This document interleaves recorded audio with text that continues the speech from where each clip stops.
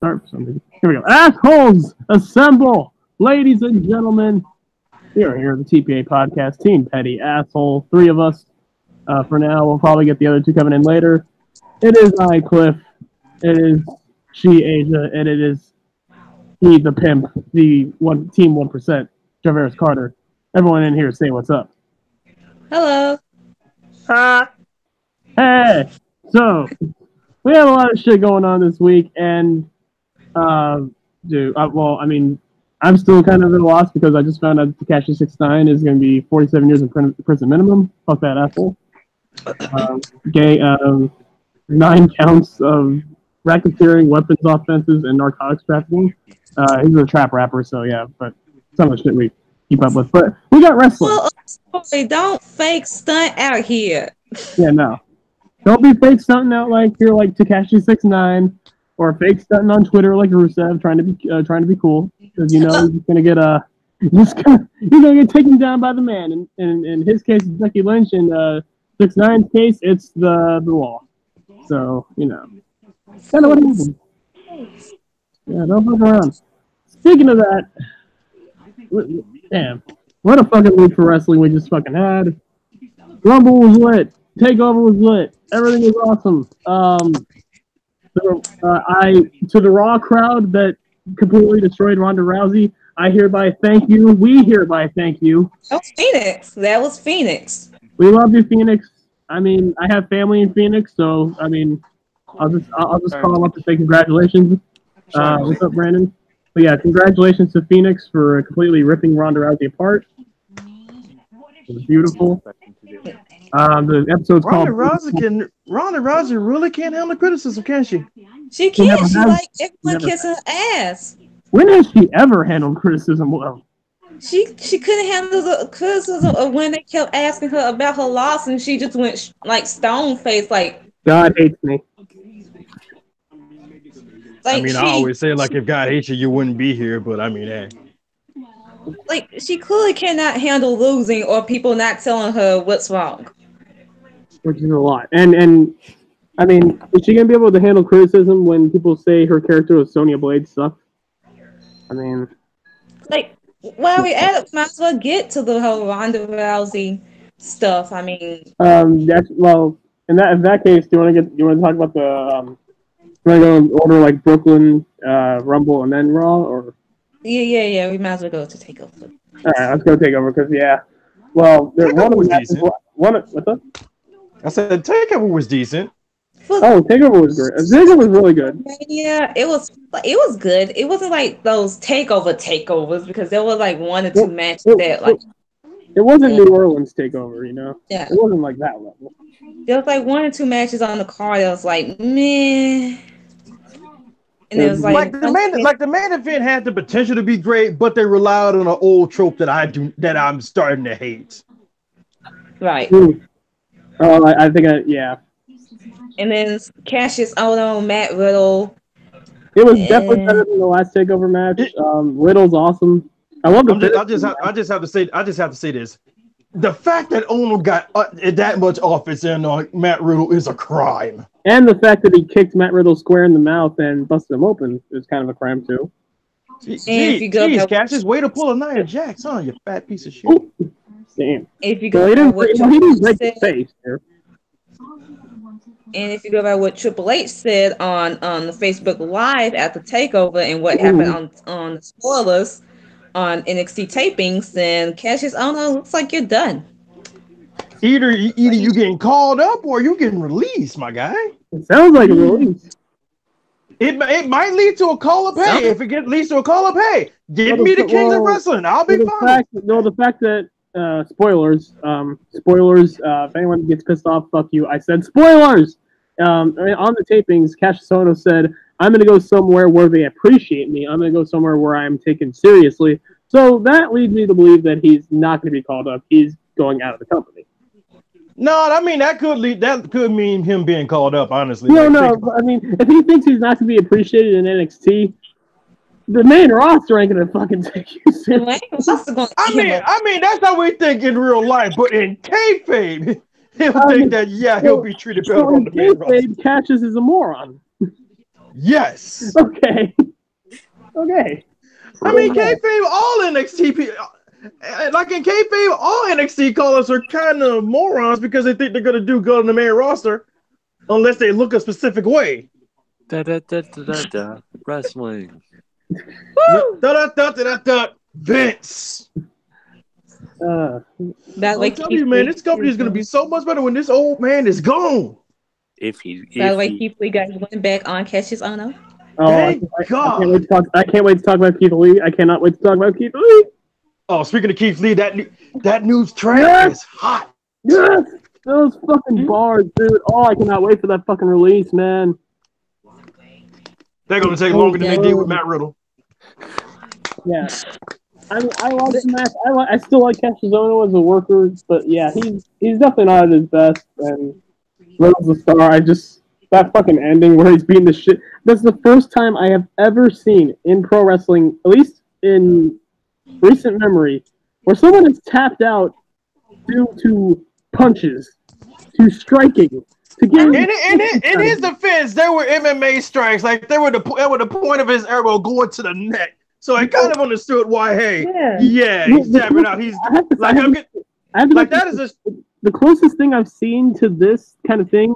You remember when Bryan Danielson used to do those like elbows?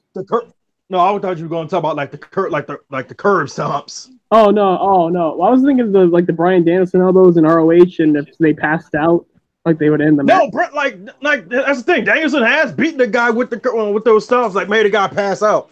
I think he did that to Nigel. I think. Oh, the curb stomps? I thought he did it to the elbows.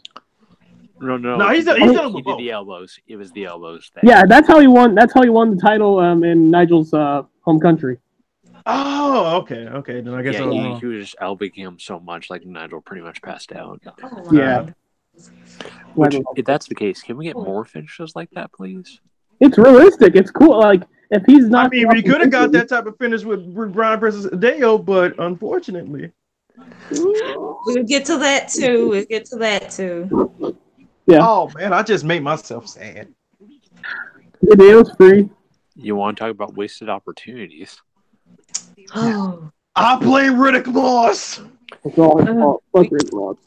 Well, I mean, let's first talk before we talk about Takeover. Let's talk about the tag team match. Okay. That fucking entrance, first of all. Jesus Christ. Which we found out something. I think it was on the WWE PC videos. Sarah Logan was also in that. It was one of those fucking Viking warriors in there. And again, that is just adorable. It's the best, and they won. It's adorable, and yet it's super metal. It's super metal, but it's also super adorable. It was amazing. That match was great. The Undisputed Era. I don't think they can have bad matches at this point. It's just not possible. Like you would actually have to try to have a bad match with Undisputed Era, especially with Kyle and Roddy. Having a bad match with them and Johnny Gargano, like those two acts. Also, I'm just going to say, when it comes to UE versus the War Raiders, if you were bored of tag team wrestling, watch this match. Oh, definitely. Watch NXT and watch past NXT tag team title matches in general, especially DIY and the Revival.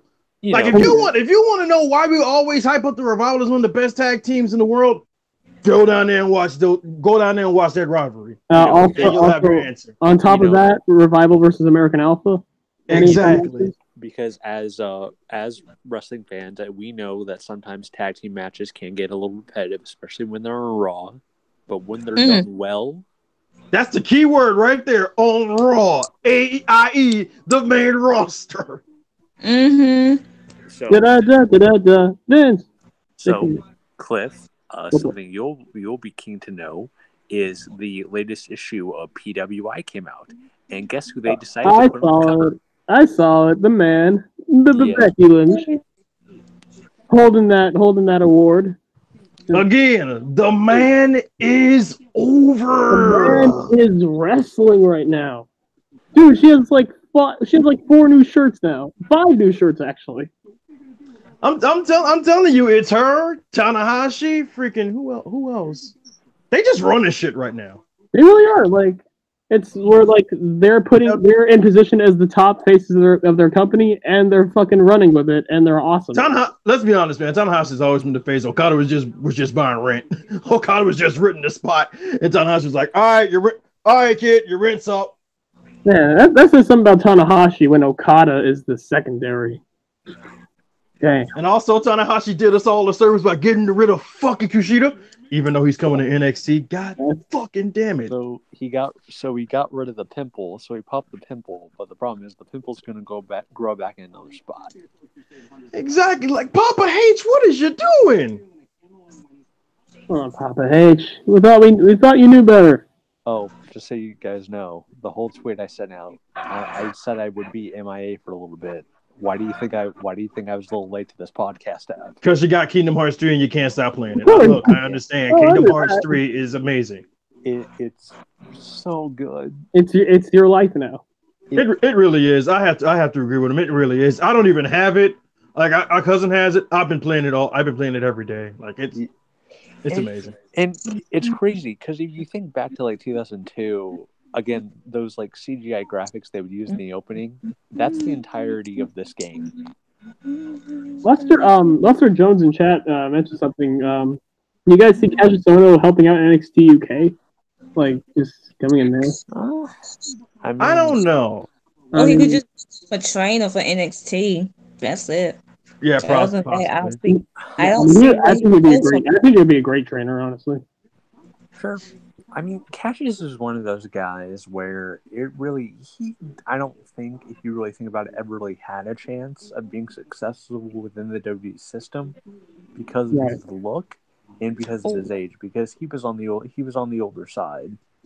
Yeah. Oh, also, Brandon, you might want to... Like, honestly, his best chance was during his first run where he was supposed to be called up as the third member of the Shield, but they chose Roman. You might have to come to Dominique, Brandon, because he had a little something to say in chat. What do you have to say in chat? Kingdom Hearts is overrated. Already played it. Come at me. What do you say? He said Kingdom Hearts is overrated.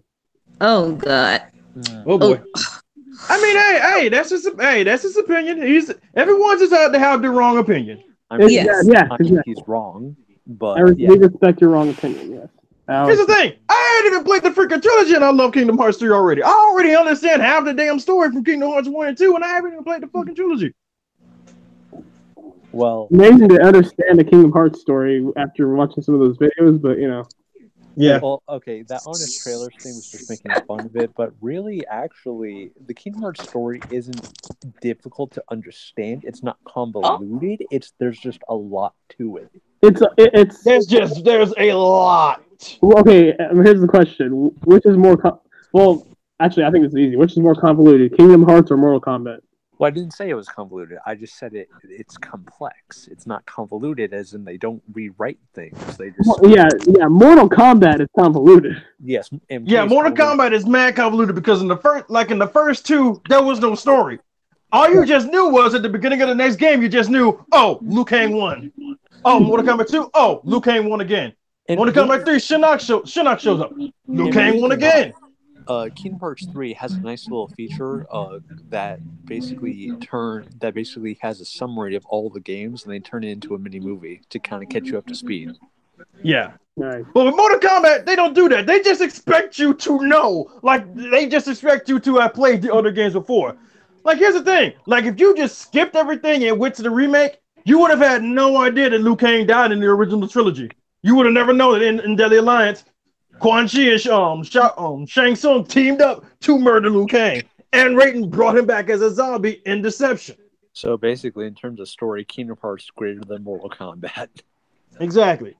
And then Raiden restarted the timeline. It was vague as hell, which led to everyone getting killed again.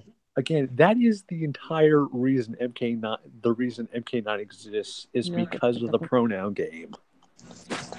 Like Raiden, just say Shao Kahn must win. Why say he? You knew yourself was just gonna be like, oh, Liu Kang.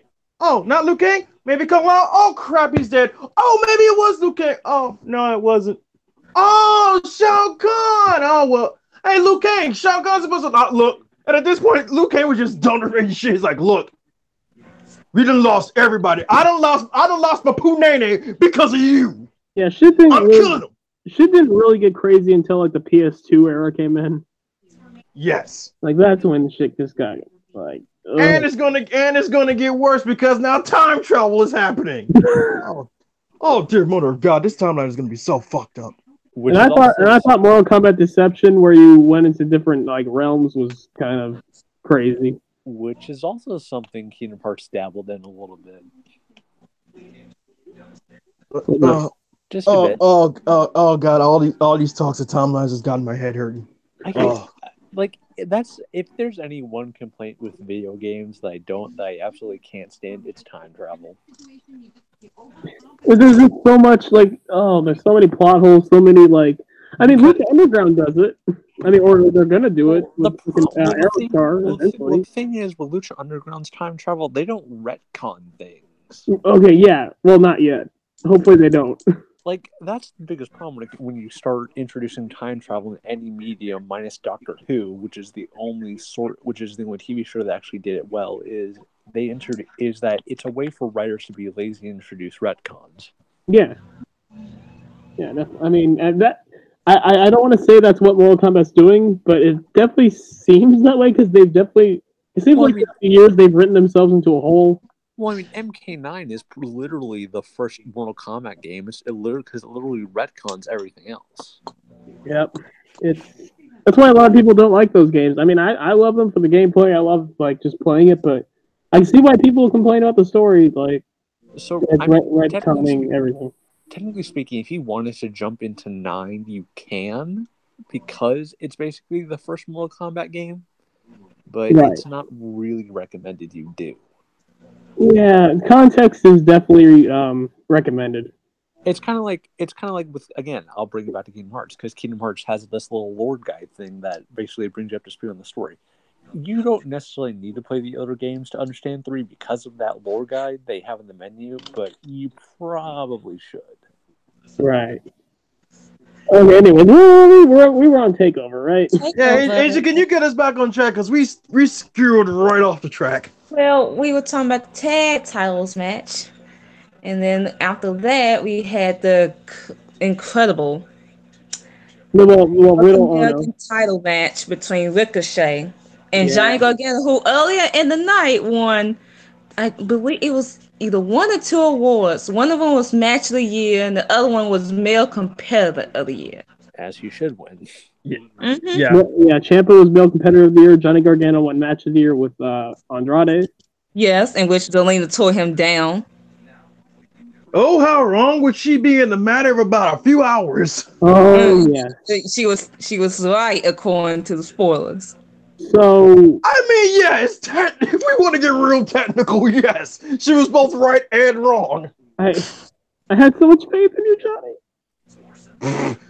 This is why I never put 100% faith in Johnny Gargano. I was so proud of him.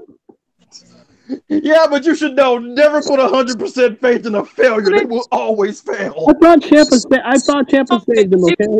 Proud of him. Daddy Ciampa was proud. We were all proud of Gargano. I was proud of him, but there was a part of me in the back of my mind just like, hang on, wait.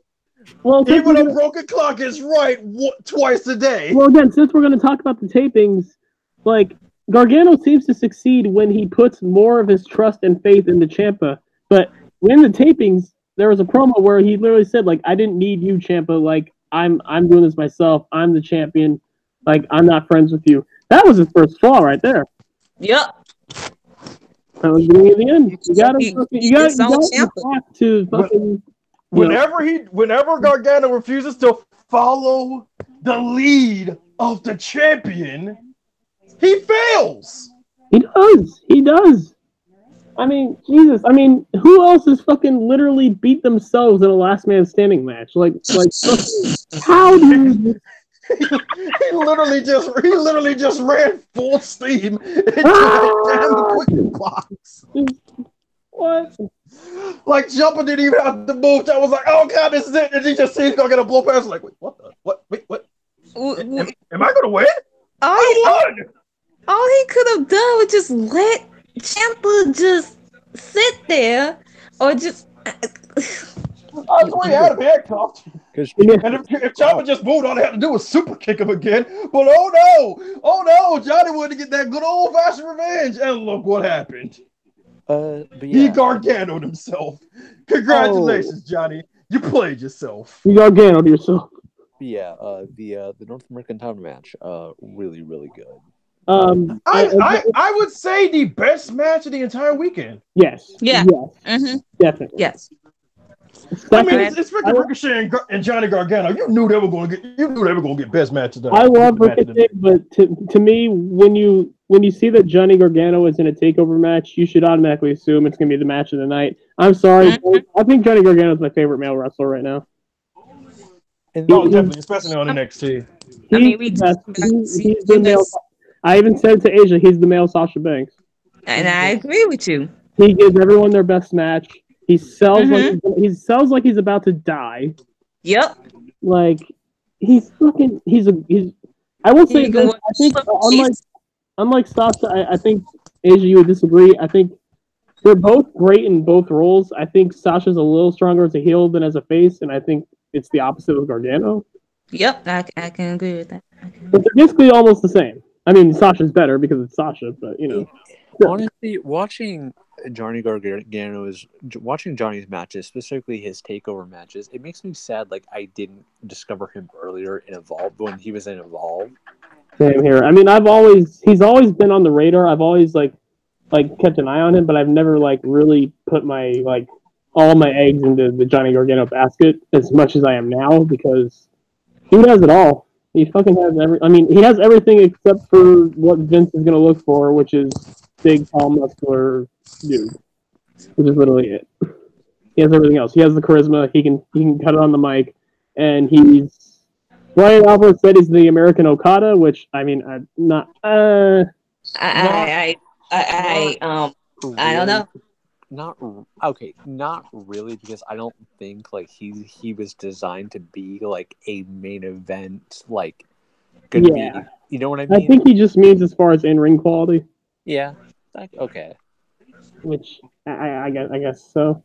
But yeah, the only thing I would say Ciampa's the whatever. But yeah, this match was incredible. I mean, Ricochet. I mean, I'm gonna praise Gargano forever, but yeah, Ricochet is just.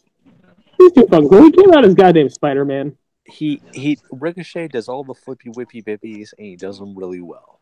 And he does it better than anyone. He does it a hell of a lot better than Will Ospreay. I'll tell you that much. Have you ever had those times where with Ricochet in the back of your mind, it's like, okay, we know he's gonna do the flippy shit. It's gonna be the same old stuff, and then he goes in the ring and you're just like, oh my god, you know what's coming, but you're just still in awe. Because for whatever reason, he can somehow think of new things that you never would have thought of. Dude, he did Dante Fox's run up the post moonsault. I think Dante Fox does where he runs up the post, does a fucking moonsault on the outside. Yep. Mm-hmm. And he landed on his fucking feet and literally turned back to the crowd I did that shit. Fucking hell. Also, what makes him better than Ospreay is he can do all that stuff, and the thing is, he has less of an injury history. Yeah, that's true. Which is somehow insane. I think one thing Ospreay might have on Ricochet, Ospreay would have on Ricochet. I think Ospreay's storytelling is a little bit better, his facial expressions. That is one thing he has. But if we're going by as far as just the pure athleticism and I don't think it's match quality. I think Ricochet is better. And Ricochet is getting better with storytelling and even a little bit on the mic too. So. I think his promos have definitely improved. I think him incorporating more slang into his speech helps. Yeah, he's definitely good with that. But yeah, just watch this match. Just watch it 100 times. It's worth it. It's so good. They both came out as goddamn Marvel characters. Two nerds doing the wrestling. Yes, two nerds doing nerd things. Yeah, we love it. Yeah, and Gargano won. He proved that he momentarily wasn't a failure, and immediately fucked it up. But sometimes I hate being right. But can you blame him though? It's the Velveteen Dream. Come on now. And it was Black History Month. Oh, Gargano came away with all the disadvantages. And speaking of Velveteen Dream, he was on TakeOver. I'll let you have this one, Javers. Wait, what? I'll let you have Velveteen Dream on TakeOver, Javers, because Velveteen pimping, taking notes from your boy. Yes. Did you see what the man had on? Did you see the pimp hat? Looking good for all the bitches. I mean, later on that night, he had that pimp slap to Gargano. Damn, gave that man the pimp slap and said, "Bitch, where's my money?" He literally talked about on the tapings about how he stole the show at TakeOver by just showing up. And ladies and gentlemen, we're not being figurative when we say he was dressed like a pimp. No, he was literally dressed. He was dressed like a pimp. I'm telling you, Velveteen Dream was like Eddie Griffin in Deuce Bigelow. He was like, I raise my hand up and y'all think it's a damn blessing. Then wham! Feel my pimp hand. He was pimping in his dress, and he was pimping with the women. Like 2 women came out of the limo, and then Velveteen came out, both women on his shoulders, being like, mm-hmm. Which is ironic. I mean, let's be real. When he was with those women, he was probably still thinking of Ricochet. Because he's thinking Aleister Black. Because he was thinking of Ricochet. Aleister was a fling. Ricochet he considers a relationship. The whole thing with the women was ironically funny. It was, but it was still pimping, baby. Mm-hmm. Damn right. I guess it's confirmed Velveteen Dream, the character, is bisexual. I guess, or just sexual in general. I thought they were. I know he's supposed to be androgynous, but that's like having like feminine features on a guy. Exactly. Yeah. That's not really sexual orientation, but okay. Well, I'm just talking about. The stuff with Aleister Black, where you're like, it wasn't like explicit, but What if the girls were just a cover up? Hi. That could also be a thing. You never know with Dream. You never know. You never know. It's all part of the experience. But so that happened. Asia, should I let you have the next match? Okay. So we get to the NXT Women's Title match. In which, why did you have to put this match after the great North American title match? I was like, that scheduling was horrible. In one way, I like that they got the semi-main event. In one way, I like that the women got the semi-main event, but in the other, the women did get the semi-main, but man, y'all picked the worst time to give them the semi-main. What a match to follow! Jeez. So I was like, please, can y'all come through with this match? And they did. They did. And it was Shayna Baszler versus Bianca Belair, Bianca's first title opportunity. And here's a fun fact: Bianca is the 4th female homegrown talent to have a takeover match. Only 4th? The 4th: Nia, Dana, Charlotte, and now Bianca. Oh yeah, Dana did have a brief fling. Yes, she did. Title. Yes, Emma. It was her, Emma versus Charlotte and Becky. Yeah, that was. No, that wasn't a title match. That was the number 1 contenders match, was it? No, I said takeover. Oh, my fault. My bad. Yeah, either that match or her versus Asuka. Yeah, Dana Brooke did do a thing, didn't she? She did because for a while.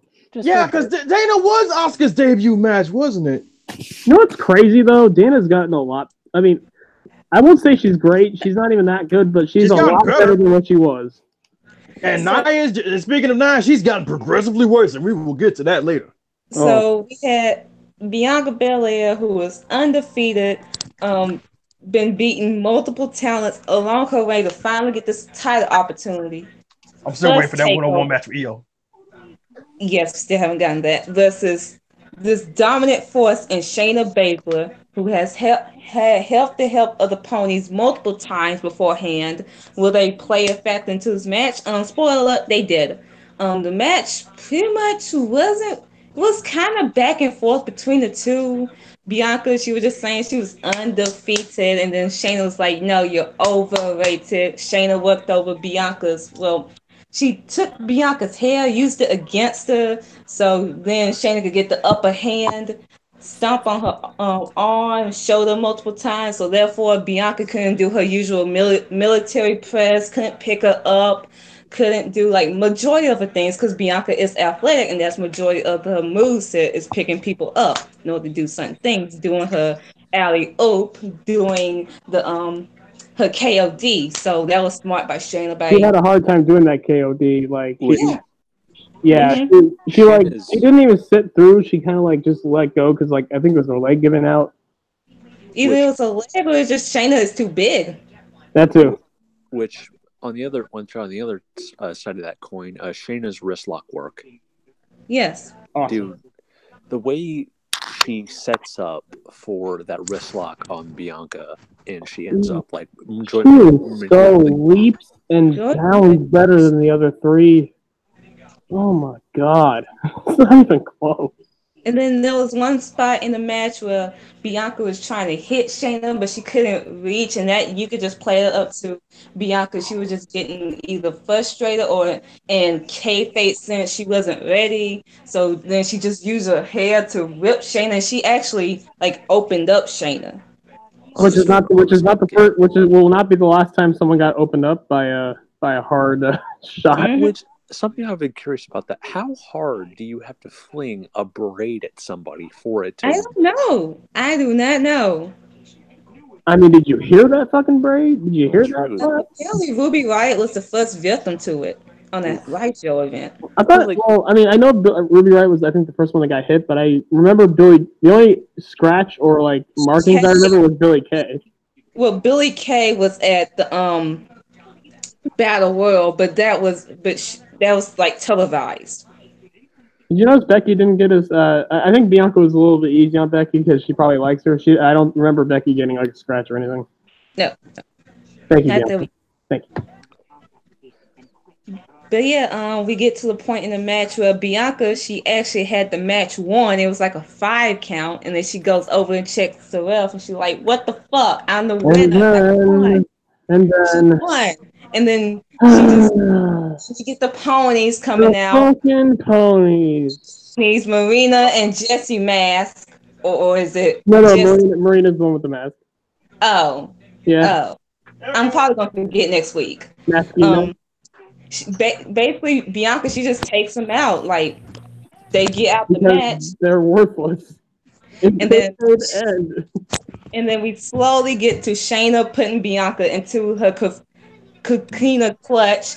And then a curfew, whatever the fuck you call it. Curfew clutch? Go clutch. Okay. Yeah. And then this called negative.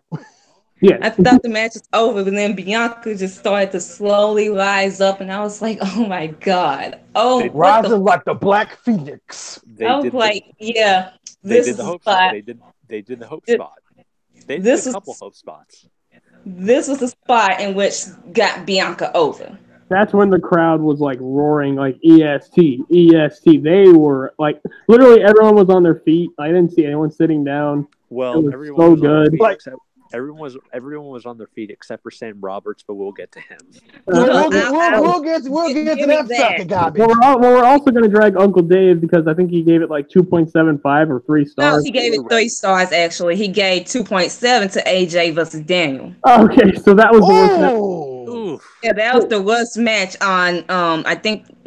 No, wait, what about the tag match? It was one of the lowest matches on Rumble weekend. I was gonna say, what about the tag match? That hurts. Like the always dream match is one of the worst matches of the weekend. Oh, another example of bad placing on the card. Oh, so she gets out of the curfew, the clutch. She does her suplex to Shayna. She gets on the top rope, about to do the 450. She kicks down Jessie or Mary or whichever one it was. I think it might have been Marina.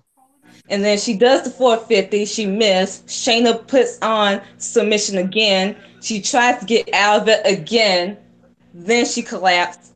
Shayna retains the NXT Women's title. At first, I was pissed off about it. And you was hot. I was pissed off about it because I'm like, So we're gonna continue this Shayna shit again. But then I had to come in with one of my trusty scenarios, which probably would not come true. I do think it was the right thing for have Bianca to lose because she gains a lot more from losing than winning the title off the bat. And I'll say why. First off, the spot she had and when she just outpowered out the submission, that got her over.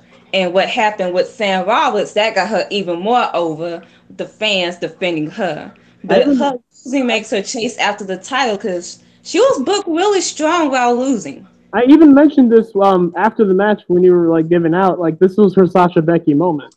Like honestly, if I could give her the comparison, Bianca got that true booking.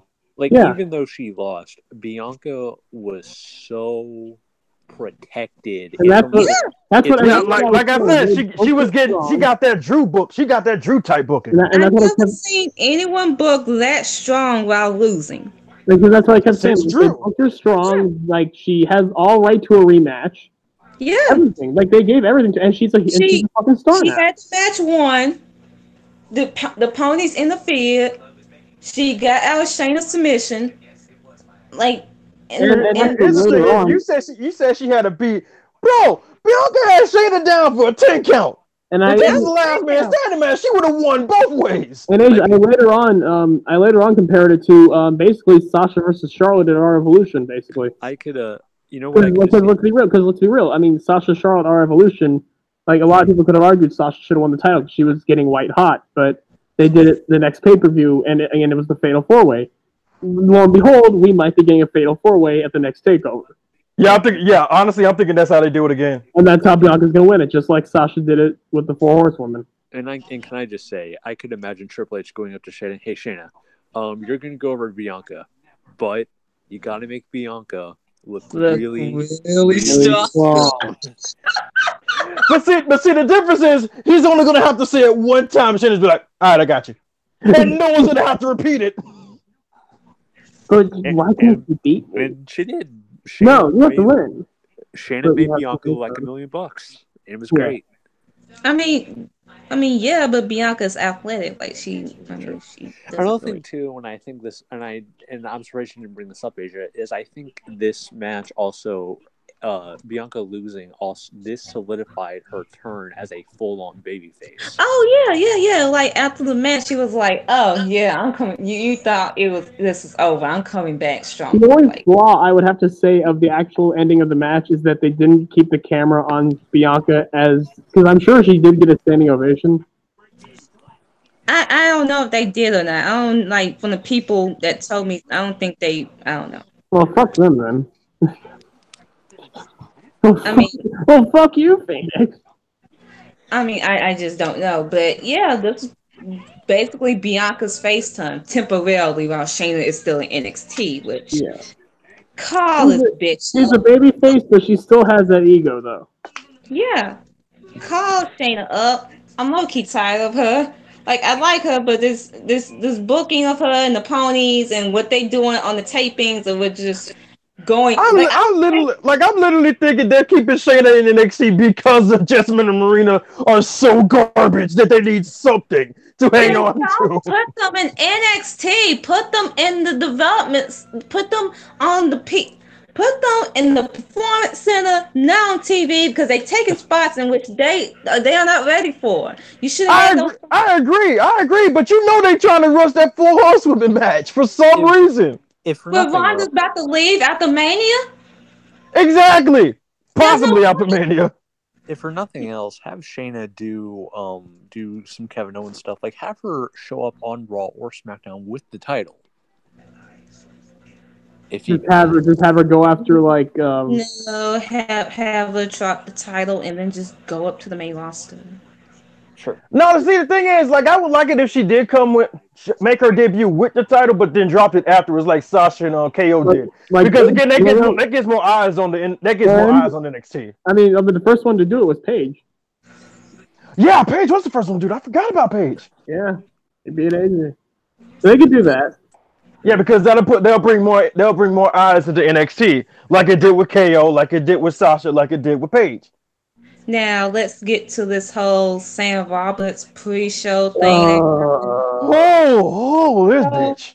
I don't know. Can we cancel this? Can we cancel this guy, please? I'm not even a big fan of canceling, but on the yeah, cancel pre-show this motherfucker. NXT Awards, they were doing the award thing, and then they were going over Shayna versus Bianca, and then Sam Roberts was saying how Bianca was not takeover ready, that she did not deserve to be in this match. That if you it was a waste of a match. With all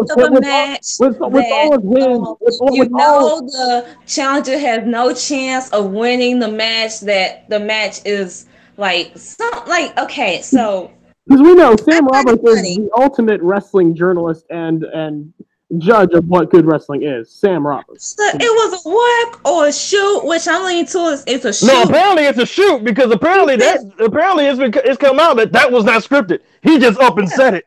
He said similar comments on his podcast before Takeover. He basically said the same thing. She's nothing but a braid. Okay, whether it's Bianca has defeated Mia Yim, Candice LeRae, Dakota Kai, every opponent she's been put up before Takeover, she has beaten. She won a #1 contenders match. So if you're saying she's not deserving of this match, you're pretty much shitting on all the opponents she has beaten before, saying that they're not credible when she beaten them. I want someone to show Sam Roberts the fucking NXT Columbine results. Number 2. Can someone please do that? I find it funny. She was the only homegrown talent on this takeover card, and he's shitting on a homegrown talent in Bianca Belair that Mark Henry found and basically introduced her to the WWE Performance Center. He was the one that found her. This woman with a shifted rib injury on the NXT Combine dominated everyone. Number 3, has he not seen her performance at the Mae Young Classic 2 years ago? No, because he probably doesn't. He has a fucking radio show. He's a fucking radio journalist. He watches wrestling every now and then. He's like, oh, well, you know, this is my opinion. I'm clearly right. No, you're not. You fucking suck. Number 4, is he one of those guys that just so hyped up on indie shit? Just like, oh, you're not deserving because you didn't come from the end. That's what I think it is. It's that she didn't come from the indie. She's not deserving. And that, it should be a Mia Yim. It should be an Io Shirai. It should be a Candice LeRae. If he is, he seems to be all up for Ronda Rousey. But yeah, go on. I have 2 things to say. One, as the one to just try back to what we were talking about earlier, Abel made a good point. Seth Rollins made his debut on the main roster as NXT champion, and my second point was as a leader of the independent wrestling community, we do not endorse nor support any of what Sam Roberts has been saying or has been about. We don't know him. We don't associate with this man. I mean, if he really, if he really is an indie fucking darling phase, I mean, he wouldn't be up Ronda Rousey's ass. So we basically like Russell Westbrook. Whose man is this? Yeah, that's the thing. Ronda Rousey is pretty much a homegrown talent in her own right, and he's praising the fuck out of her. The fact that she made her homegrown in UFC. Like if that's the case, you might have said Ronda Rousey wasn't Mania ready. She got her first match. Ronda Rousey, Ronda Rousey's nothing but an armbar. Which is true. She is really nothing but an armbar. Come on. And then people are saying like he was racist, in which you go back and you see some of his comments he posted, which one I have right here. He said Rachel Dolezal isn't black, but some of her best friends are, so she can get it. You don't know who I hate that excuse so much. You know who Rachel Dolezal is. She was a white woman but trained to be black so she could get some opportunities that black people get. Tried to get all the benefits but none of the struggle. Had black hair, tanned herself. She was in the NAACP. So basically she was the president of her chapter. Yeah. So basically he's fetishizing black women. So yeah, he's a piece of shit. You tearing down a black. It's okay. It's one thing to constructively criticize Bianca Belair and say, yeah, Bianca, she is undefeated. She has been running through the NXT Women's Division for the past year and all that stuff. But she is not ready for this takeover match with Shayna Baszler. He didn't explain why. He didn't really explain why. Like, it'd be one thing to say that. It'd be one thing to say Bianca Belair, this is her first title opportunity, and will she actually crack under pressure against an unstoppable force of Shayna Baszler and the ponies? Will she be able to overcome? It'd be one thing if you say that, but he basically tore into this woman. Yeah, like my main problem was when he said my main problem was when he said it was a waste of a match. No, if anything was a waste of a match, a waste of a spot, it was your boy Lars, man. What do you mean it's a waste of a match? It's on TakeOver.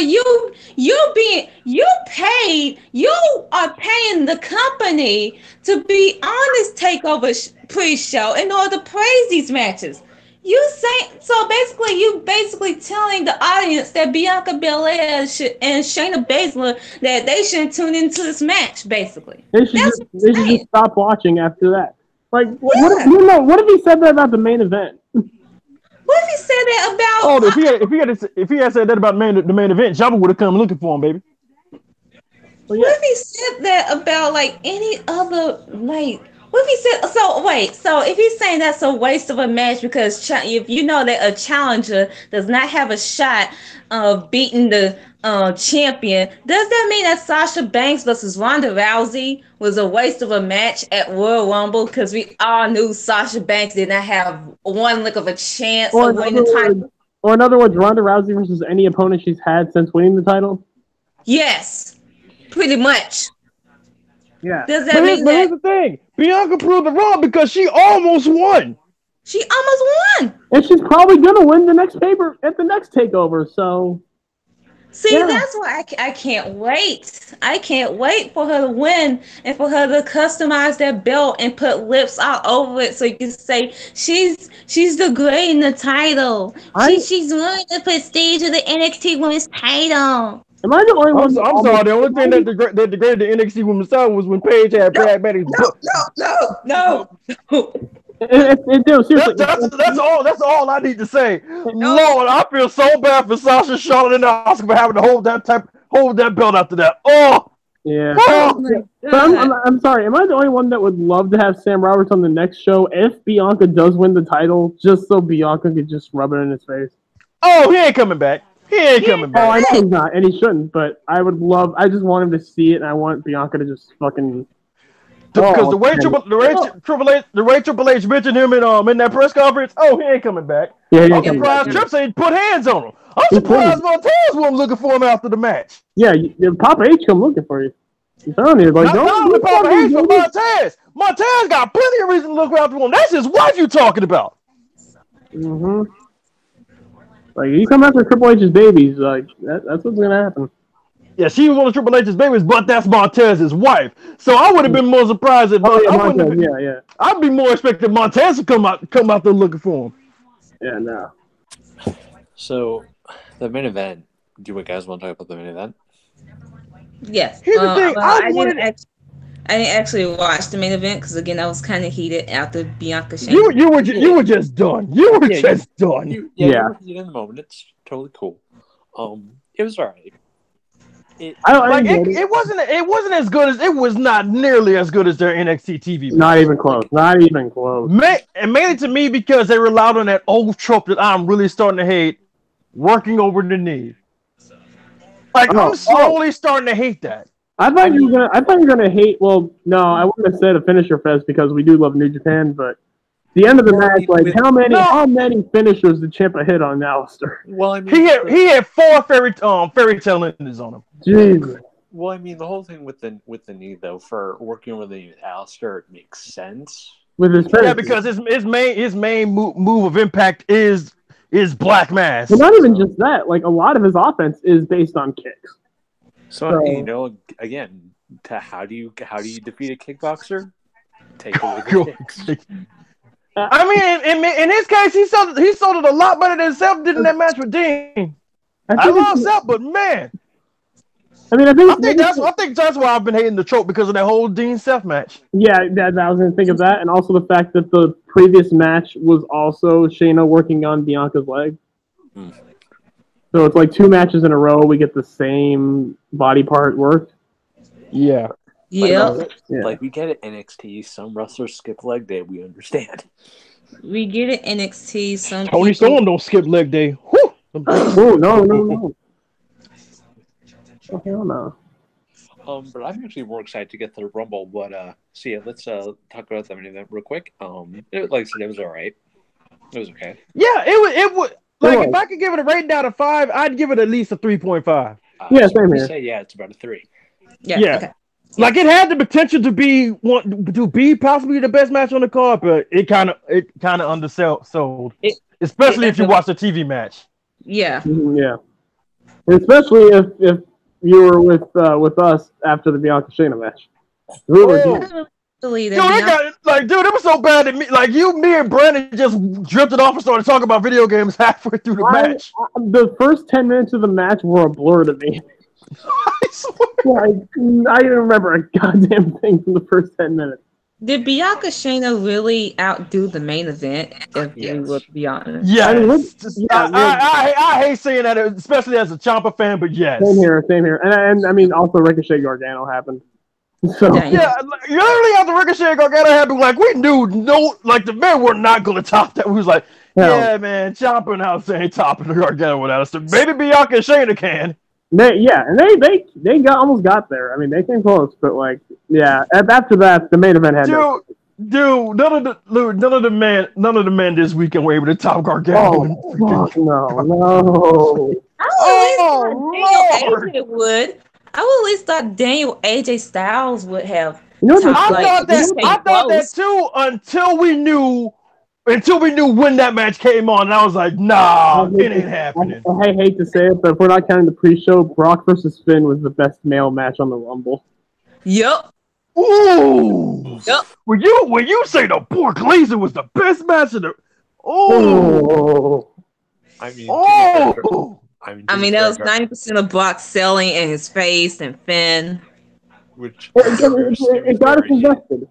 To be fair, Jarvis, Brock Finn did give us a new tradition. Yes!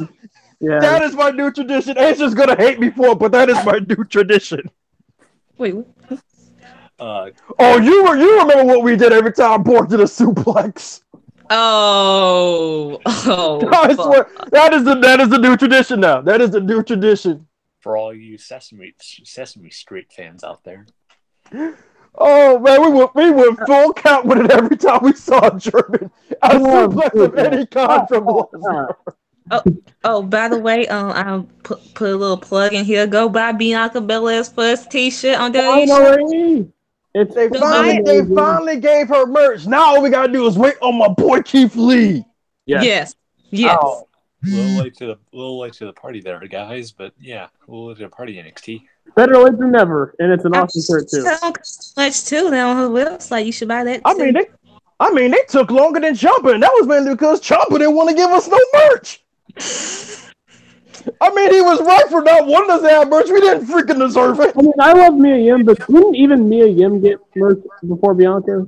Yeah, she did. Her, Tony, Io, Dakota. I'm sorry. I mean, Dakota Kai getting merch before. And I'm sorry, Io just got there. She shouldn't have gotten merch before Bianca. I'm sorry. I love Io, but bro, come on, man. Focus on your home talent first and get her a shirt first before you give one to Io who just got here, my guy. Right. That's all. So, the Rumble. It's the Rumble. I know she's your girl, but Becky and Asuka, so good. So good. The match, I watched this morning. The submission transition from Asuka. Asuka was. I mean, I love Becky, but Asuka really shined in this match so much. She was so good. And the thing is with Becky, and I feel like people don't give her enough credit. Her chain wrestling is very. She is not a great. I'll be the first to say she's not a great athlete. She's probably the slowest runner. She takes like 10 steps just to get from like the other side of the ring. But her chain wrestling and her storytelling is second to none. And when you put her in the ring with someone like Asuka, you can make magic with it. and that's what they did. Asuka trained by the legendary Yoshiaki Fujiwara, the man who invented the Fujiwara armbar. Yep. Yeah, I don't care if Becky runs like she's underwater. I don't care. When she can chain wrestle, it's fucking great. That's her submission work. I mean, granted, dude, like this armor will like Asuka was like trapped like in the ring post. No, you know that one spot in which they were both on the apron, and then Asuka went for that fisherman's neck breaker. That was the only spot where I'm like, what the hell? I was like, did Becky I hope Becky's neck was okay. That's another thing I've been noticing with Becky's pay-per-view matches. She is putting her body on the line a lot more now. Like, they don't ever do that again. Good like the amount of ladder bumps she's taken, the like the leg drops off the top of the ladder. Well, not the top, but like way up on the ladder. Like this match, she like died a few times. Becky's been like, she's been using up her bump card a lot more now. Becky's like, hey, if I have to be being the man means I have to kill myself every match, I'll do so. Because Sasha said so. So yeah, I gotta do it. I really wish Sasha and Becky would stop trying to copy Will Ospreay and try and absorb their bump card every match they have. I mean, when they're that good, I mean, when you're immortal like Team Bay, I mean, you can do whatever you can, but you know. Let's be real. Some of the crowds that they do it for do not deserve it. You're not wrong. You're not wrong. This match was great. The fact that Asuka didn't just win with the Asuka lock, she inverted the Asuka lock. She did a bridging Asuka exactly lock. Like it was in a way a counter mutilation in a combination of the Asuka lock. Yeah, I first said counter mutilation, but yeah, it was like a bridging Asuka lock, and it was so good. And like the bridge was counter mutilation, but she still had the Asuka lock in, which played to the fact that Becky had to tap out because either way she was screwed. Because if Becky had to maneuver her way out of the counter mutilation spot, she still would have been caught in the disarmer. I need the floor for about just 1 minute. I just need to explain as a Becky fan why I am not pissed off that Becky tapped out, why it was not a bad decision. First of all, when you look at that submission move, you know you're not getting out of that. It's not going to make Becky look any weaker. It's honestly, not tapping out sometimes makes you look stupid. Am I the only one that thinks that? Yeah. I mean, and especially when you consider the fact that Becky Lynch could possibly enter the Rumble, because she knew Lana was hurt.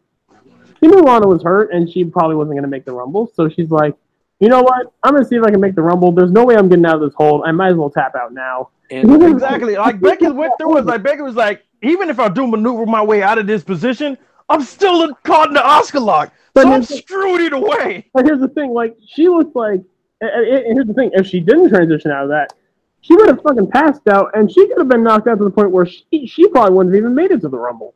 And Cliff, another thing too, if you think about wrestling with a certain level of logic, how would Becky have even gotten out of this submission? Exactly, and especially the only way she could have gotten out of the Academy mutilation like bridge, the only way she would have got out of the bridge is if she got to use her body to like flip her way over. Yeah, but she would have landed right on top of Asuka, and Asuka would have just kept in the Asuka lock. Yeah, or she would have transitioned to like an armbar, not a Fujiwara, but just a regular armbar. Like she could land. Yeah, but if you see where Asuka had her hand for the Asuka lock, she would have kept the Asuka lock on. Oh yeah, you're right. Yeah, so she would have been back in the Asuka lock. So she would have. And actually, if you look at the way Asuka's positioned and where she has Becky's arm, if she wanted to, she could have pivoted. Asuka could have pivoted into a Fujiwara. Yep. Becky was Asuka had her bases covered.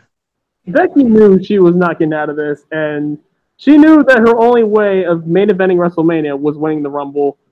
And she's like, okay, I gotta tap out. I gotta reserve my energy. I'm gonna come out of this Rumble. I know Lana's hurt, and she ain't gonna make it, so I'm gonna come in and fucking. So about the Women's Rumble, I know we're not there yet. Do you guys want to talk about each entrant individually? I know we're not there yet. I don't think we're gonna talk about Dana Brooke's entrant. Okay, we'll talk about the ones that were noteworthy. Yeah, I was about to say we're gonna talk about the good ones. But we'll get to Your girl killed it in the Rumble, but we'll get to that later. Spoilers, hang on. We've been doing spoilers all fucking day. Who cares? True. The next match, The Miz and Shane McMahon and the greatest wrestler of all, the best wrestler in the world, The Miz's dad, versus Bar. I didn't care. Here's the thing, like the only reason why this match is good is because me, Cliff, and Brandon was just ragging on it so much. Okay. Because it's The Miz and Shane. The Miz and Shane were wearing matching baseball tees. Miz's dad was in the crowd. This shit is so goddamn corny. And this is me saying this. Okay. This was so dumb. They just needed some like PWG level of theatrics, and this match would have been amazing. It would have been so bad, it's great. Shane McMahon's punches make me hate life. Dude, you want to talk about his punches, his triangle. Oh, that triangle is garbage. That triangle is garbage. That was the saddest thing, the saddest triangle I've ever seen. Like man, like I'm telling you, man, true MMA practitioners weep tears when they saw that triangle. They would have just turned it off. They would have just been like, no, I ain't watching this. Fuck this shit. Can you imagine, you watch, just the previous night on TakeOver, you have, Matt Riddle in the ring, and you see him doing these submissions, effortlessly. You see Shayna Baszler doing these moves, and then you see Shane McMahon. Bro, I'm telling you, man, if Matt Riddle was just watching that, Matt Riddle would just be like, bro. If Shayna would have watched that. She probably would have been like, well, I'm gonna have a little talk with Shane now. Even Ronda. I mean, as much as we rag on Ronda, even Ronda will probably have a better triangle than Shane. I mean, I would hope so. the only move she knows is arm. The only move she used was an armbar. I mean, yeah, she never used a triangle in MMA, right? Nah. Okay. But yeah, that was sad. Shane McMahon looked gassed about 4 minutes into the match. Okay, go. It was he finished the match with the saddest looking shooting star press I've ever seen in my life.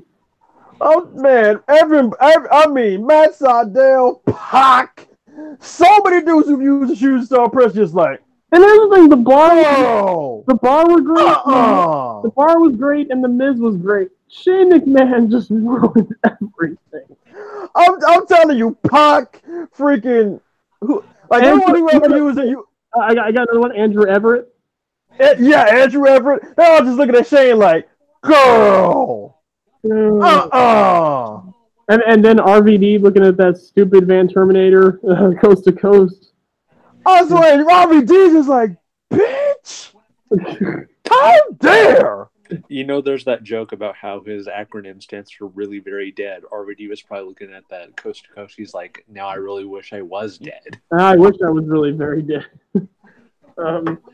John Cena would look at his punches and not just face palm.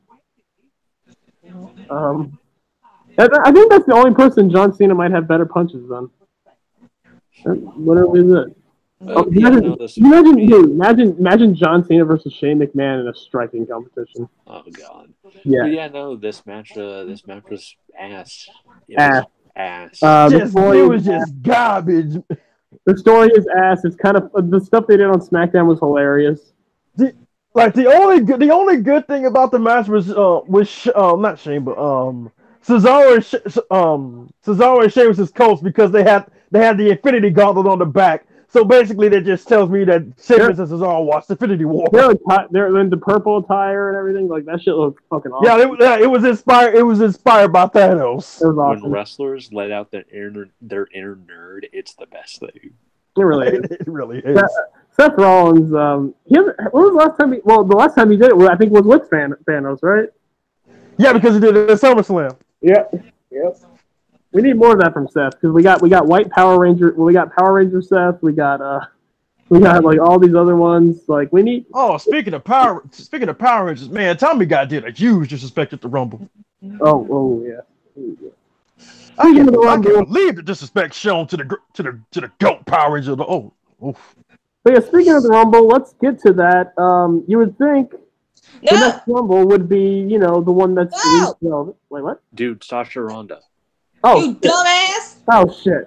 Oh wow, Sasha Ronda came before the Rumble. Oh yeah, fuck. I forgot. Fuck face, sit down. Shut up. So we're gonna get to the disrespect now then. Skip over the best match that was on this fucking card. Get the fuck out of here. It was the best match. Get out. Are you kidding me? Let me take over. The match. Hang on. Can I just say one thing? Ronda Rousey, how dare you disrespect the GOAT Tommy Oliver like that? Don't you dare in your lifetime. Bad. Huh? I mean, props for trying to be a nerd, but don't try. Ever. She does one Mortal Kombat video game and she thinks she can be a fucking nerd. And she not only ruined Mortal Kombat, but she has ruined Power Rangers. This bitch. Y'all good? Yeah, good. Are you good? Yeah, we're good. We're good. So the match starts off on going for Sasha's arm, but Sasha quickly turned into an arm drag.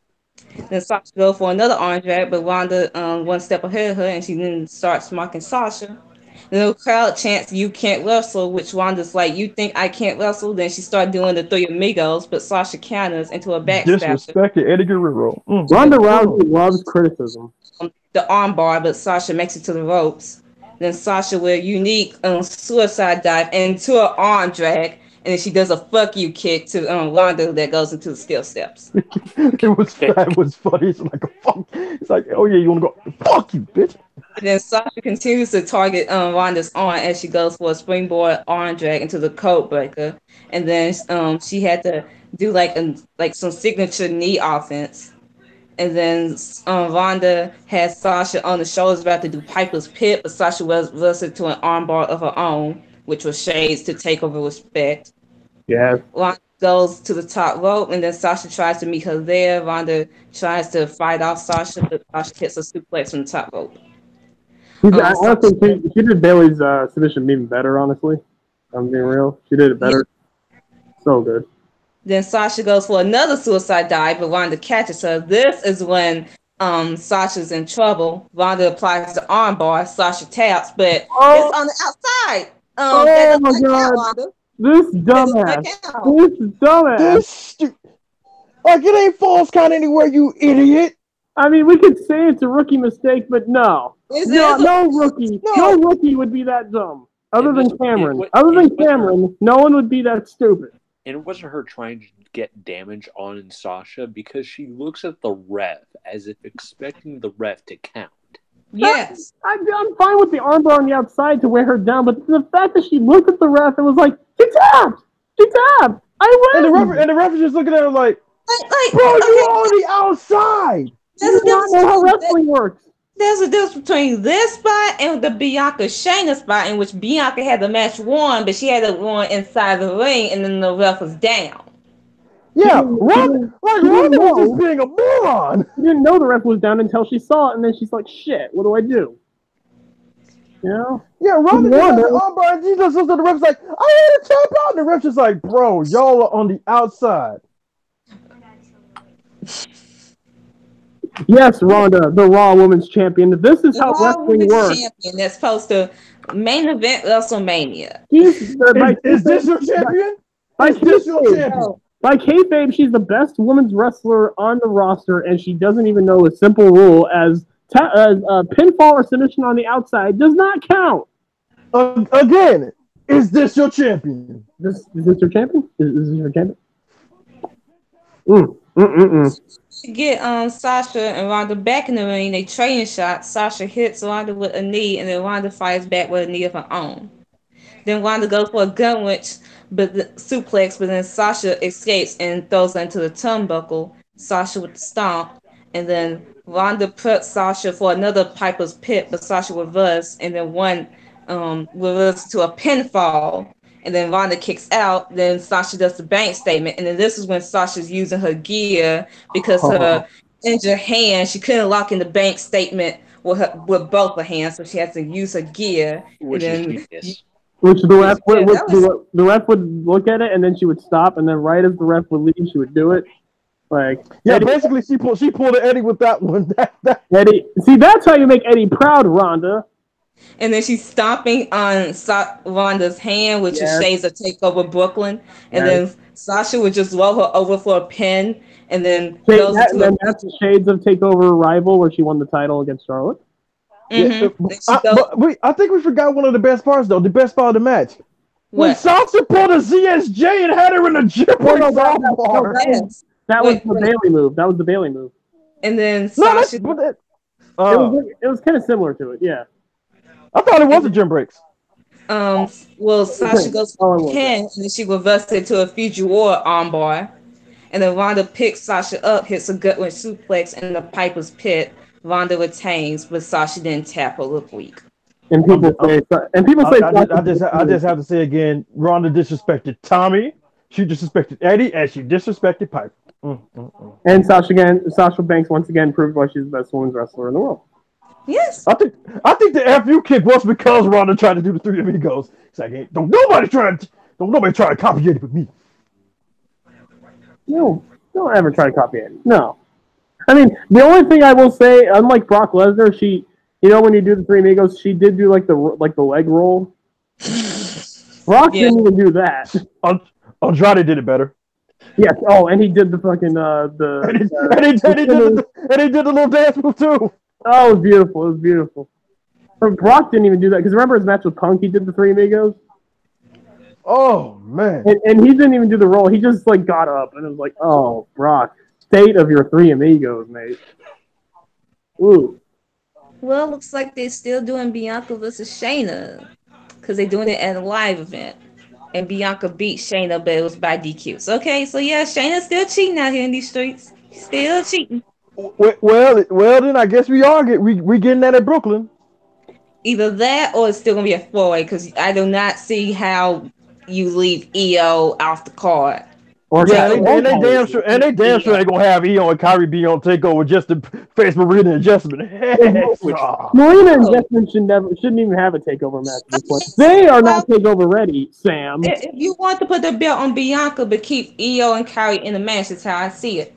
Eventually, you have the ponies interfere, and then you have EO and Kyrie try to shoo out the ponies. In the meantime, you have Bianca and Shayna go at it. Bianca gets the upper hand, and then she wins the title. That's how you do it. You keep EO and Kyrie strong because the ponies interfere, and you take out the ponies out the equation, and then you got Bianca Shayna now.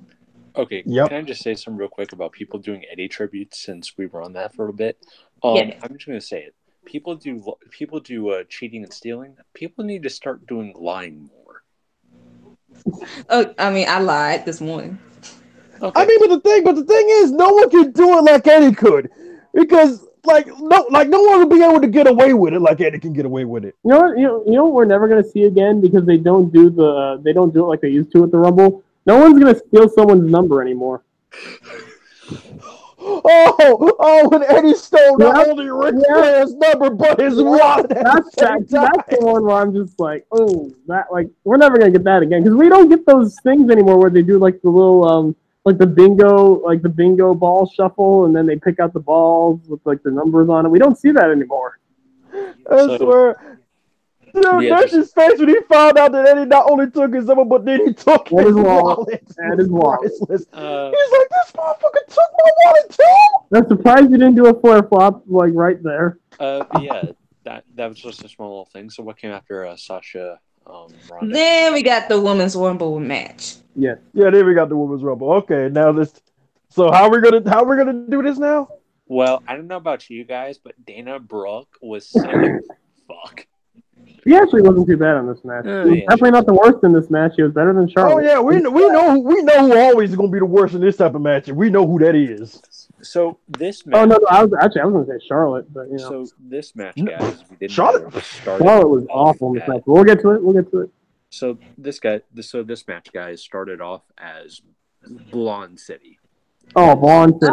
Oh well, let me say it was Lacey Evans, right? She was number 1. Yeah, Den Knight was number 2. I believe Mandy Rose was number 3. Before that, we got a Lacey Evans promo. Oh yeah. Oh man, that made me sick. That made me sick. And Asia, dude. Not only does she look like Charlotte, she fucking sounds like her. I'm calling it. If Charlotte doesn't get added into the Ronda Becky storyline, it's gonna be how much money you willing to bet that WWE tries to put Charlotte versus Lacey Evans at Mania? I mean, didn't Charlotte eliminate Lacey Evans in this match? Charlotte versus Lacey Evans pre-show. Yes, let's do it. Kickoff show.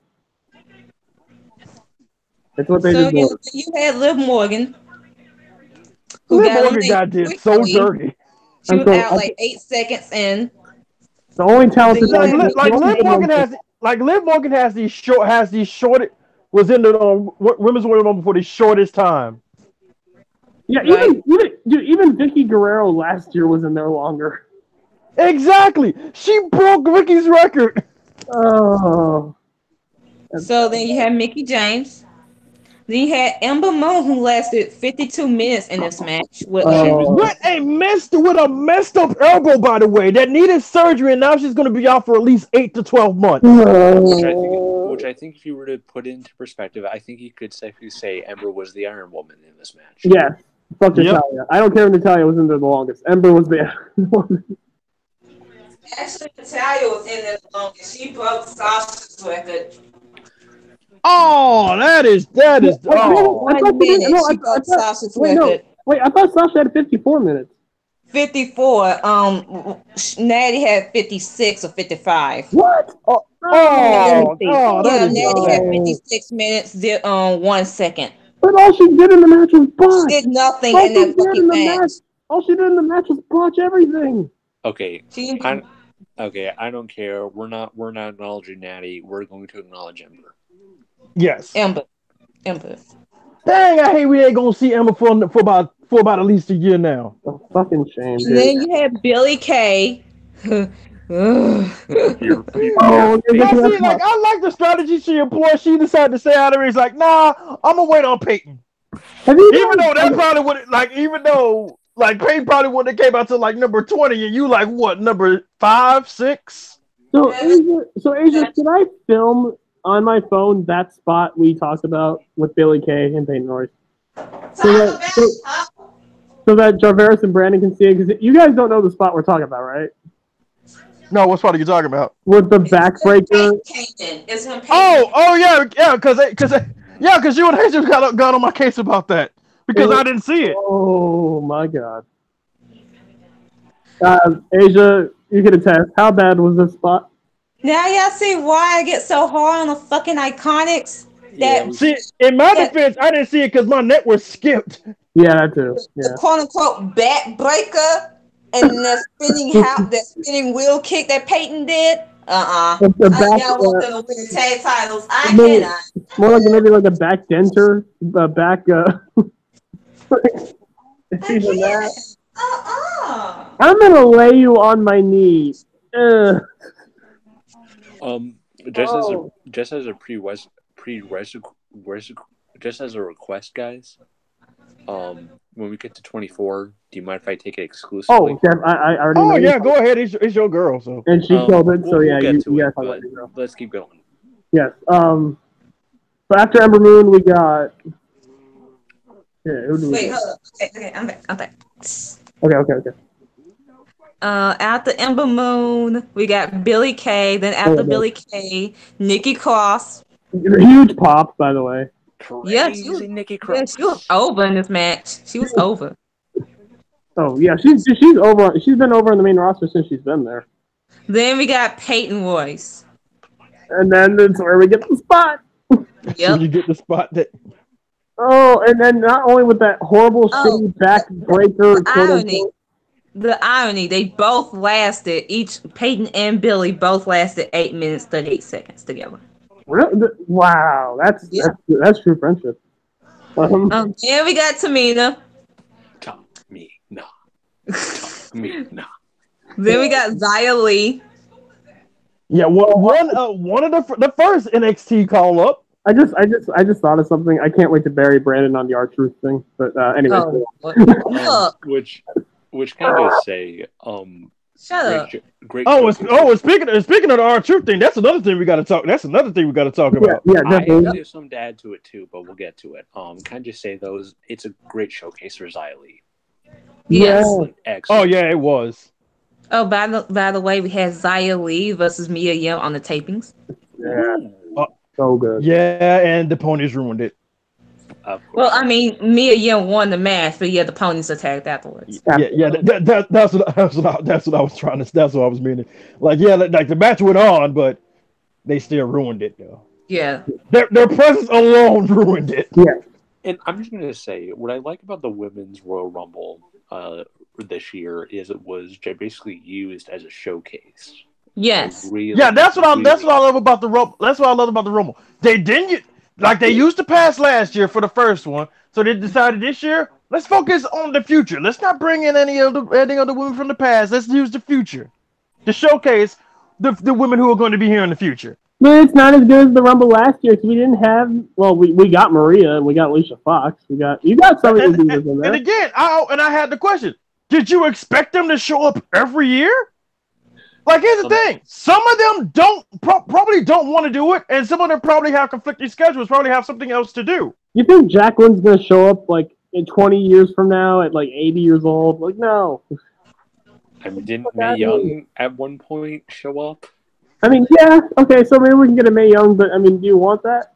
No, like, okay, here's my point. Some of the diva stands like Casey is a waste of a spot. Rhea Ripley is a waste of a spot. I'm like, okay, but I wasn't saying this last year when it was the Bellas that came back. When it was Jacqueline, I was like, okay, yeah, let's bring them back. It's a story.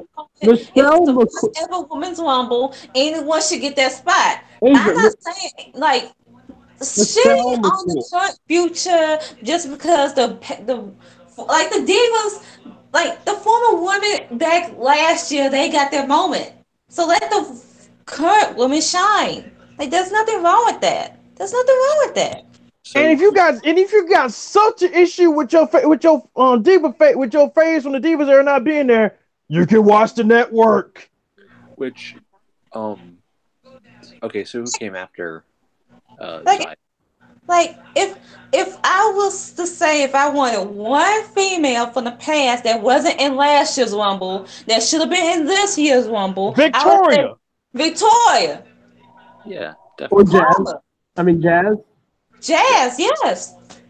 Yeah, but I don't think Jazz did it because she's still still in NWA. Oh yeah. Those are the only three. But to say that the current woman, like Casey Carazaro, her spot was a waste, just that's because just stupid. That was a stupid thing to say. Did you not see what she did in that ring? Come on. So she is a waste of a spot, but Kelly and Michelle McCool last year won. Oh. Yeah, that's what they're saying, right? That's what they're saying. Michelle McCool cleaning house and making the Rumble 1,000 times worse was not a waste of a spot. I'm sorry, she did. Like Michelle, she did not look good in that Rumble, and it dragged down. Like, here's the thing with nostalgia: eventually, it's going to end. So now, I don't care if it hurts your feelings, but that's the truth, and the truth don't care about your feelings. Nostalgia is going to end, so you need to stop focusing on the past and focus on the future. You idiots! Father Time is undefeated. Thank you. Except against Suzuki and Tanahashi, apparently. Yes. I mean, they still have 40, 50 more years until they get to when it usually happens, but we'll see. So then we had Sarah Logan. Yes. Then we had. Can we just call? Should we just call her Sarah Rowe now since she? No, call her Sarah Logan as her WWE name. Yeah. Okay, because that is on her Twitter name though. Then we had Mrs. 13, who lasted 50 minutes in this match, who eliminated 5 people. Charlotte Flair. And botched about botched about 4 or 5 moves and sandbagged. No. Let me get to Alexa real quick. Alexa Bliss, who comes out, who got one of the biggest pops of the fucking night, who actually was great at the Rumble, and then the following night on Raw, she brought out some new moves, and then she tries to do this move on Charlotte, and Charlotte just basically blocks. Dude, no. From what it looked like, she was about to do a tilt-a-roll DDT. That's what it looked like. And Charlotte just did not take the move. And she exactly it's like she stiffed her. She stonewalled her. I don't know why. The one girl, once Alexa tries to get good, this is like Alexa's big moment to finally shut everyone up, to finally prove me wrong when she was actually good, and it's a big return back, and you just basically no sell it. Basically, stop. Basically, Charlotte looked at it. The worst part is she smiled about it afterwards. She fucking laughed. She smirked about it. She knew what she did. Basically, Charlotte was like, it's good you're back and all, but yeah, this isn't about you. This is about me. Because Alexa Bliss, throughout those 4 months, has only been like a talk show host. They did that stupid segment with the fucking the guy in the locker room, making her look like nothing but fucking eye candy, and it was fucking pathetic. And this is her big return. And to show everyone that she actually did pretty decent. She took bumps. She did some new moves. She did a new move this Monday. Everything. She took a buckle bomb. Yeah. And then Charlotte just basically no. So what number are we on?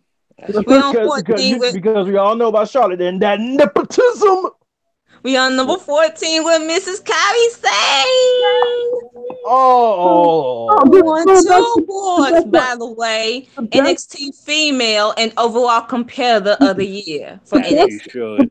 The best part was her entrance, where she's looking through her telescope and just runs out like. And the thing is, she's not even walking. She's on a full-on sprint. She goes on a dead sprint, going to the ring like, treasure! Treasure! I see treasure! She's so adorable. She's the best. And here's another thing that made me angry about Charlotte. She no-sold all of Kyrie's chops. Oh, of course. Fuck Charlotte. I was like, for God's sake, Charlotte, every time you no-sell, I get the overwhelming sensation to grab a bat and take the biggest swing at your kneecap. I'm going to say right now, this Rumble performance from Charlotte should be reason alone why she should not main event WrestleMania. Exactly. This was horrible. I mean, shoot. And I was praising Charlotte so hard after TLC for how good of a performance she put in, taking bumps, busting her ass, telling a story, and then she comes in here and just... But lo and behold, Cliff, you realize that was on a time limit, and time ran out. Yeah. And of course, so then... had to be sorry, what's up, Brandon? I was just going to say, and of course, Charlotte had to be the cleaner in the Rumble. Jesus Christ. Oh, God. Right. 50 minutes. It was horrible. 50 minutes. Oh, my God. No, she tied with Michelle McCool having 5 eliminations. The saddest thing is that Charlotte and Natalya were the longest lasting people. It's bad enough that Charlotte tied, but guess who broke that record? Oh, we'll get to her later. Then we had the only diva in this match, Maria Kanellis, who, if you look at her jacket, it had the Divas logo on it. And she didn't even come out to her old theme song. Exactly, came out to her husband's theme song.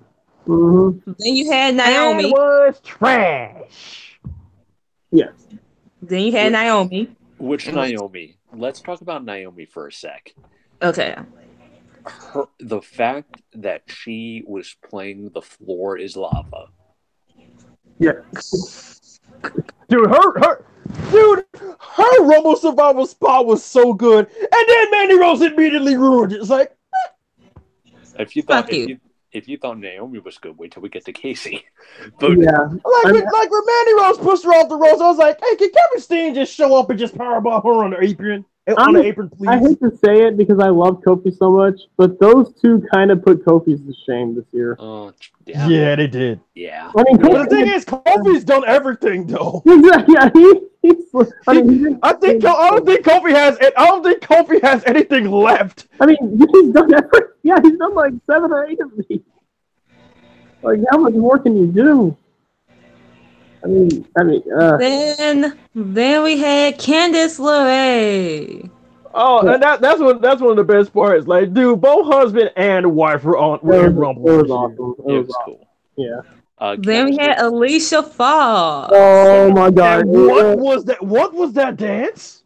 There's no, well, yeah, that dance, the Fortnite dance was awful. We need to talk about a spot in this. I will not talk about that. Okay, can someone talk about this? Okay, I'm going to talk about it because I just want to suffer, apparently. When Alicia Fox gets in this match, Maria and Alicia Fox clean house. I don't know why. Apparently they were rivals. Or whatever the hell. And then they're teaming up. It's the classic diva stuff. They do butt bumps, they high five, and it's just the death of everything. Maria does a Bronco Buster. The Divas era, and I can just imagine the Diva stands just like flipping their lids, jumping their couches, being like, yeah!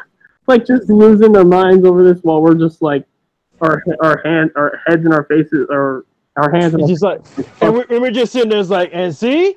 This is why we can't have nice things. And then they have a thing where like they cheer, like they celebrate, and fucking Alicia gives Maria her hat. Maria gives Alicia the hat, and she takes it off Alicia's head, then stomps on it. And the crowd is dead silent at this point. Yeah, and the crowd is just like, I'm sorry, are we supposed to care about this?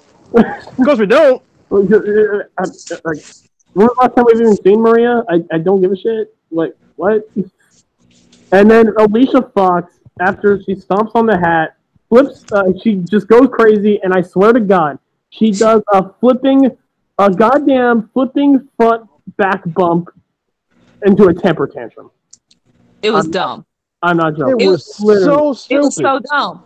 I wanted, at this point, I'm like, Becky Lynch cannot come in this match soon enough. At this point, I was just looking at the time. I was like, somebody please just come out and just wreck shop, please. I mean, you say that, and then we had Casey Catanzaro in this match. Yeah. Yes, Casey. We want to talk about saves, Casey. Thank God. Oh my God. She put that American Ninja Warrior stuff to task, my dude. Okay, so what happens is Casey gets essentially almost knocked out of the ring. I think she does the handstand first, right? Yeah. She lands, but the thing is her feet never touch the floor, so her feet are basically up in the air. Then she does a handstand and then does a walk to the turnbuckle, wraps her legs around the corner, then lifts herself up and basically does the American Ninja Warrior thing and climbs up the turnbuckle. Freaky. And she's just started wrestling, which should be even freakier to everybody because she's just getting started. You want to talk about Bianca not having that much experience and being already this good? Bianca and Casey are going to take over. Okay, Sam Robert. So you want to say the same thing you said to Bianca to Casey now? Yeah. Even to what's his name, Stacey Irvin Jr. when he has to take over match. Yep.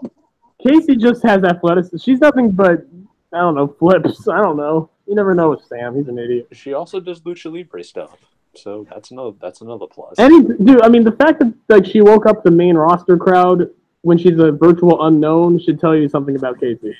Exactly. She woke that crowd up. Okay, so what number are we on? 8? We on 20, which was Zelina Vega. Oh God! Oh, first of all, and again, shout out to Thea for coming out in Vega wear from Street Fighter, because apparently it was a Street Fighter character Vega's birthday, so she came out in his attire, so that was cool. I knew because of the Vega thing, but I didn't know it was his birthday. That's awesome. It was the character's birthday. Have you completed birthday Vega? Yes. So then after that, we get Ruby Riott. Which she did. And along with the Riot Squad, they just decided to just ruin everything, apparently. By the way, what number will we get to the point where Zelina is under the ring? At this point, Zelina's already under the ring, I believe. Yeah, she's already under the ring. Ruby comes out, Zelina's already under the ring. Yeah. That was her strategy, wasn't it? Yeah, and again, it was smart, but the thing was she kept poking her head out every 5 minutes. That was hilarious. But eventually you're going to get caught and the refs are going to tell you to get in a ring. Especially when she tried to see that she saw like Candice got eliminated and it was like, yes, and then you see. She like pointed at her and laughed. But the thing is Zelina being under the ring led to one of the best comedy spots in the match. No, it was I mean, you say the best guy. I mean, I love the spot comic wise, but in the spectrum of things, this was not needed. This is creepy. No, we're not talking about that. Get the fuck out. Get the fuck out. All We're I not can talking say, about that. all I can say But is we kind of have to talk about it because that's what led to Zelina getting eliminated. hashtag Unfortunately. all I can say is hashtag me too. That's all I gotta say. Okay, so You're then not we even get wrong. to Dana Brooke. We shortly skip over her to go to Io Shirai. Yes. Yeah, but before that, Riot Squad did help Ruby eliminate Candice and I believe Kyrie. And that's the part where they started bullying. Kyrie. Let me show y'all the pic of Kyrie that I have saved as a meme now. Oh, Kyrie. She's a new meme for me. Let me go find it. But yeah, like it was perfect time because the Riot Squad, after they eliminated her, just started like they tried to be a bunch of schoolyard bullies. Go! Like, what did she do to you? So mean. Yes. Dude, that's how you feel like when life just beats your ass all day, just like, oh. Okay. Io did stuff and it was great. Io just came out there and started murdering people. Io was like, what y'all not gonna do is gang up on my friend. That's what we not gonna do out here in these streets. And then as Io doing her moonsault, Renee was throwing shade at Charlotte. She was like, I hope Charlotte is watching this. She throws shade at Charlotte every time Io does the moonsault. I just noticed that. And the irony is, Charlotte's actually watching Io do the moonsault. Yeah, exactly. And Charlotte's like, I can do that. And meanwhile, we're all like, no, you can't! I would love to see Charlotte try to no-sell Io Shirai, by the way. Yeah. Just saying. Oh, here's the thing. She'll try and no-sell Io, but Io's going to get pissed. And she'll make Charlotte. Kyrie's nice. I don't think Io's going to fucking fuck with that. Okay. Yeah, like Io will do 3 moves total, and she and Charlotte is no-selling, and Io's just going to be like, oh, bitch, you going to sell my shit. Hang on. Hold still 1 second. Boom! And just stiffs her right in the mouth. And Charlotte's just going to be like, what did you do that for? It's like, oh, you're going to sell to me, son. I thought you were going to say she's going to do chopping at that point, Charlotte's tit pops. But... Nah, she got those worked on. So Io was 23, right? Then yes. Then we get to your girl and Rhea Ripley. Let's let him have it. Okay. So this your girl. Go for it. I avoided spoilers and everything. All I hear are the chords to her theme song, and I scream so loud. I wake up. Oh, he barked out. I wake up my dog. Like my dog was enjoying his nice little nap, and I woke him up, and he was giving me the death glare, and I'm like, Brandon's dog was just looking at Brandon's like, I'm gonna piss it. He looking like his dog, like Brandon's dog just looking at him was like, okay, I see how you're gonna be. I'm gonna piss in your mouth tonight. You gotta sleep with one eye open. I'm gonna hop in your bed. I'm gonna hop in your bed, lift my leg up, and just piss right into your mouth. No, she did awesome. Like she was like, I feel like the Royal Rumbles always have that one type that's always going to be the brawler, the powerhouse. She filled that role, and she filled it beautifully. Actually, can I interject one thing? I think I know why the comedy spot is your favorite spot. Rhea's reaction. Absolutely. I swear, Rhea just saw the whole thing. Was like, what was that? She's like, fuck was that shit? So this is what y'all was doing when I wasn't here. Basically, Rhea is doing her thing, as Rhea does. Yeah. And Zelina's been kind of poking her head out every now and again. So she pokes her head out, and who pokes his head out to greet her? Hornswoggle. God, why did he come back? Some creepy adult who Finley's little bastard. The little bastard. And Zelina runs for her life. Do you blame her? No, not really. I mean, I can make the easy joke, a midget chasing another midget, but you know. Like I said doing our live reactions, like Selena just run to Andrade. You need somebody. And Hornswoggle runs after her, and then it pans over to Rhea's face Yes. just for a second. She is giving this look that says she's both equal parts unimpressed and just bored. I saw it more like disgusted and just like unimpressed. Just unimpressed, unimpressed, disgusted, annoyed. Like this is what we're doing out here. This is the main roster, really. Like she had that look that she just got done ordering a drink at Starbucks and they messed up her name. Yeah. Like Rhea's just like, what the fuck would I just watch? What the fuck did I just witness? Is that what we doing now? Is that what we doing out here? He's like, is this the main roster? Do I want to get called up? She's like, oh, so this is what Raw is like. Hey, remind me if wherever y'all want me to get called, remind me to tell y'all to kiss my ass. Oh, don't pull up Bianca Belair there. Anyway, then we get to number 25 and Sonya Deville, which I just doing it for the gay community. Brandon, dude, two of your girls came out back to back. Which I just want to say, Asia, I know you're all about women having good gear. Sonya's gear. For one, it looks good. For two, gay representation. Shit's important to me. Yeah. She like her gear always has been doing that ever since Mania. Right, and I know. I'm just saying it looked really good. It was on point. It looked nice.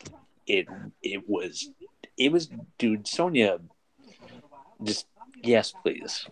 Yeah. Meanwhile, AJ Styles is just looking at like the gay community. The less we talk about AJ Styles, the better. I'm sorry. Every time I just have to. To quote John, I don't want politics in my shaving. So then we had Alexa Bliss making her return. Okay. Yeah, it was honestly as much as we bag on Alexa Bliss, I was actually happy to see her back. I was glad that WWE finally decided to wait and not rush this poor girl back. I was first happy to see her back. I was happy to hear the reaction, and I was happy to see that she improved. She was actually good. My goodness! I mean, maybe her fans were right. As a heel, maybe she was just holding back, and she's a face. She's just gonna snap. I mean, maybe she's actually deciding to prove us wrong. Maybe. All it took was one bad injury in her career almost being called almost over, but she actually put the work in. It would have been better. Exactly, like Alexa's like, oh man, now I actually have to try. It would have been an even better return if it wasn't for someone ruining it. But let me get nepotism. Then we get Bailey at number 27, where she eliminated Alexa, getting her revenge. Dude. 18 months in the fucking making. Bailey actually got her revenge on Alexa Bliss. The long game, the long game paid off. Guys, is this the old Alexa Bliss dying? Oh, dude, I kind of hope so. Is this like the culmination? Like, not only is Alexa like trying in the ring, but like Bailey finally got her comeuppance on Alexa Bliss. Like, and let's be real, the Bailey Alexa thing was the worst thing in Alexa's career. It was the worst thing for Bailey because it murdered Bailey's career. Bailey basically got sacrificed. Well, that and also, Alexa Bliss. I think that's when most people started turning on Alexa too. I mean, I've been on Alexa before the Bailey thing. I think the Naomi. But the Bailey thing escalated for a lot of people. Exactly. At that point, that's what I was like. Come on now, nah, bro. So at this point, when it was number 27, I was like, is Becky actually going to be in this fucking match? And then Lana comes out at number 28, and then she slowly comes out. Didn't even make it halfway down the ramp. She slowly comes out. She does a little dance. She's like, okay. She's like a little deer that has a little that has a broken leg, and she's just slowly walking. Like, oh. Okay, Asia, you know that meme with Becky's Royal Rumble ending with the Titanic music playing? Mm-hmm. I need that with Lana's entrance. I was like, okay, so clearly just a magnet. I'm like, clearly this is Becky's moment. This is when Becky's gonna come out. Also, because WWE would not just have Lana just limp her way all the way to the ring and then just have her compete, right? He wasn't even halfway. He wasn't even halfway down the ramp, and it was like 5 minutes in. I felt bad for Lana because everyone was like chanting Becky. I'm like, I did feel bad. Oh yeah, I was like, wow, Phoenix, y'all could at least show a little bit of compassion. Golly. I mean, us Becky fans, the ones I'm circles with, we thanked Lana. We've given her some love. You know, she made the worthy. Apparently not, because have you seen Lana's recent tweet? ooh, Yeah. Well, some of them are crazy. Okay, but like.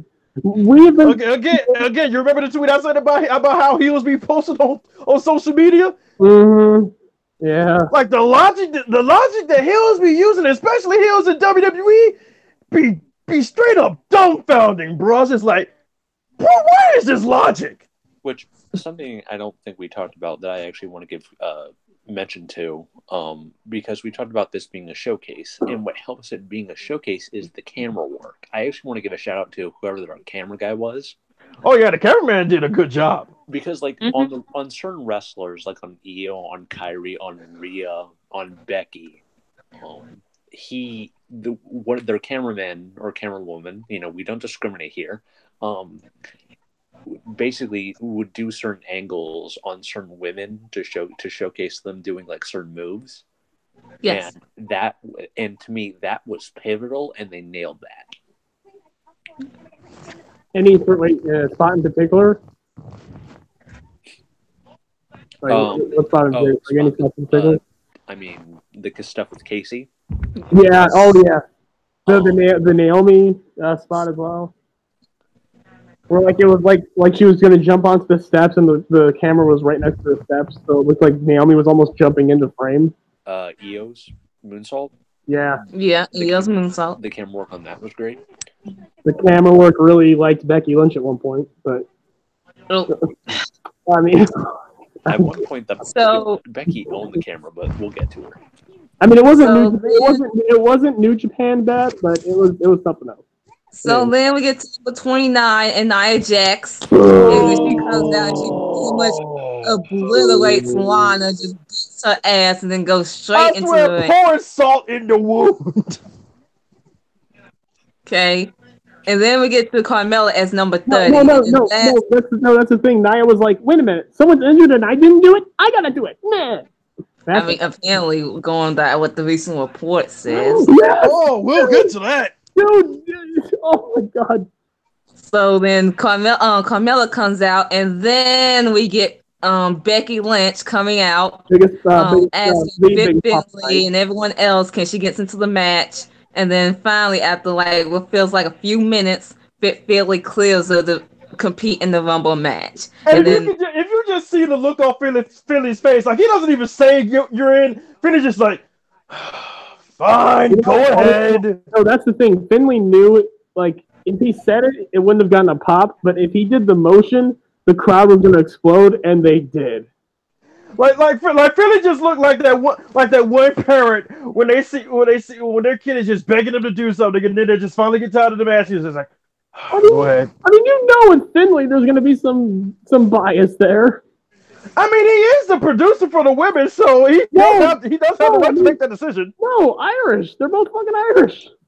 Yeah, but he's also the women's producer.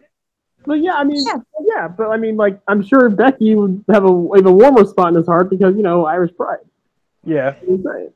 And yeah, Finley's like, all right, you can go, but you better not lose. Yes.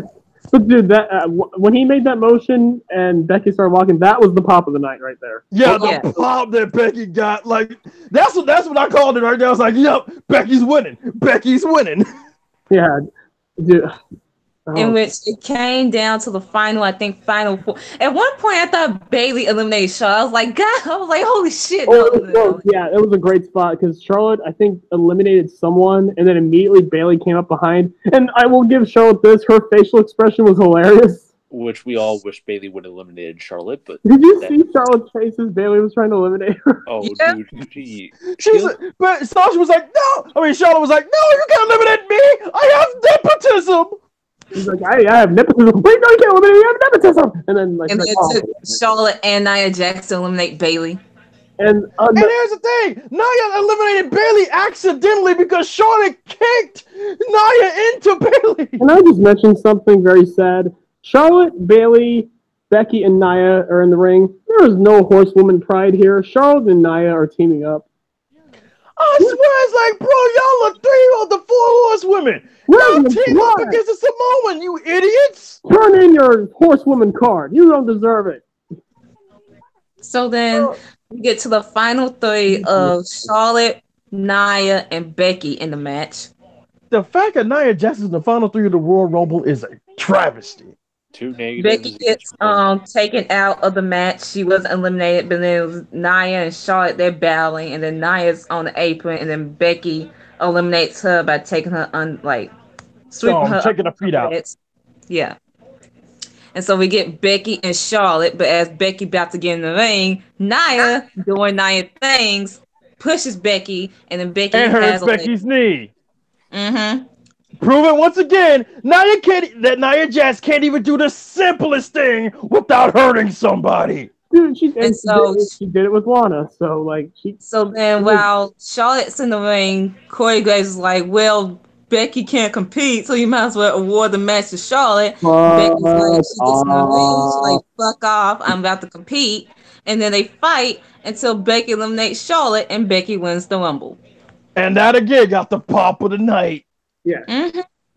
I didn't go back. What did Corey say then? He probably was silent. Probably. And at that point, Becky beat Charlotte again. Can Corey Graves? What is that? 6-0? 7-0. Again, what does Charlotte have?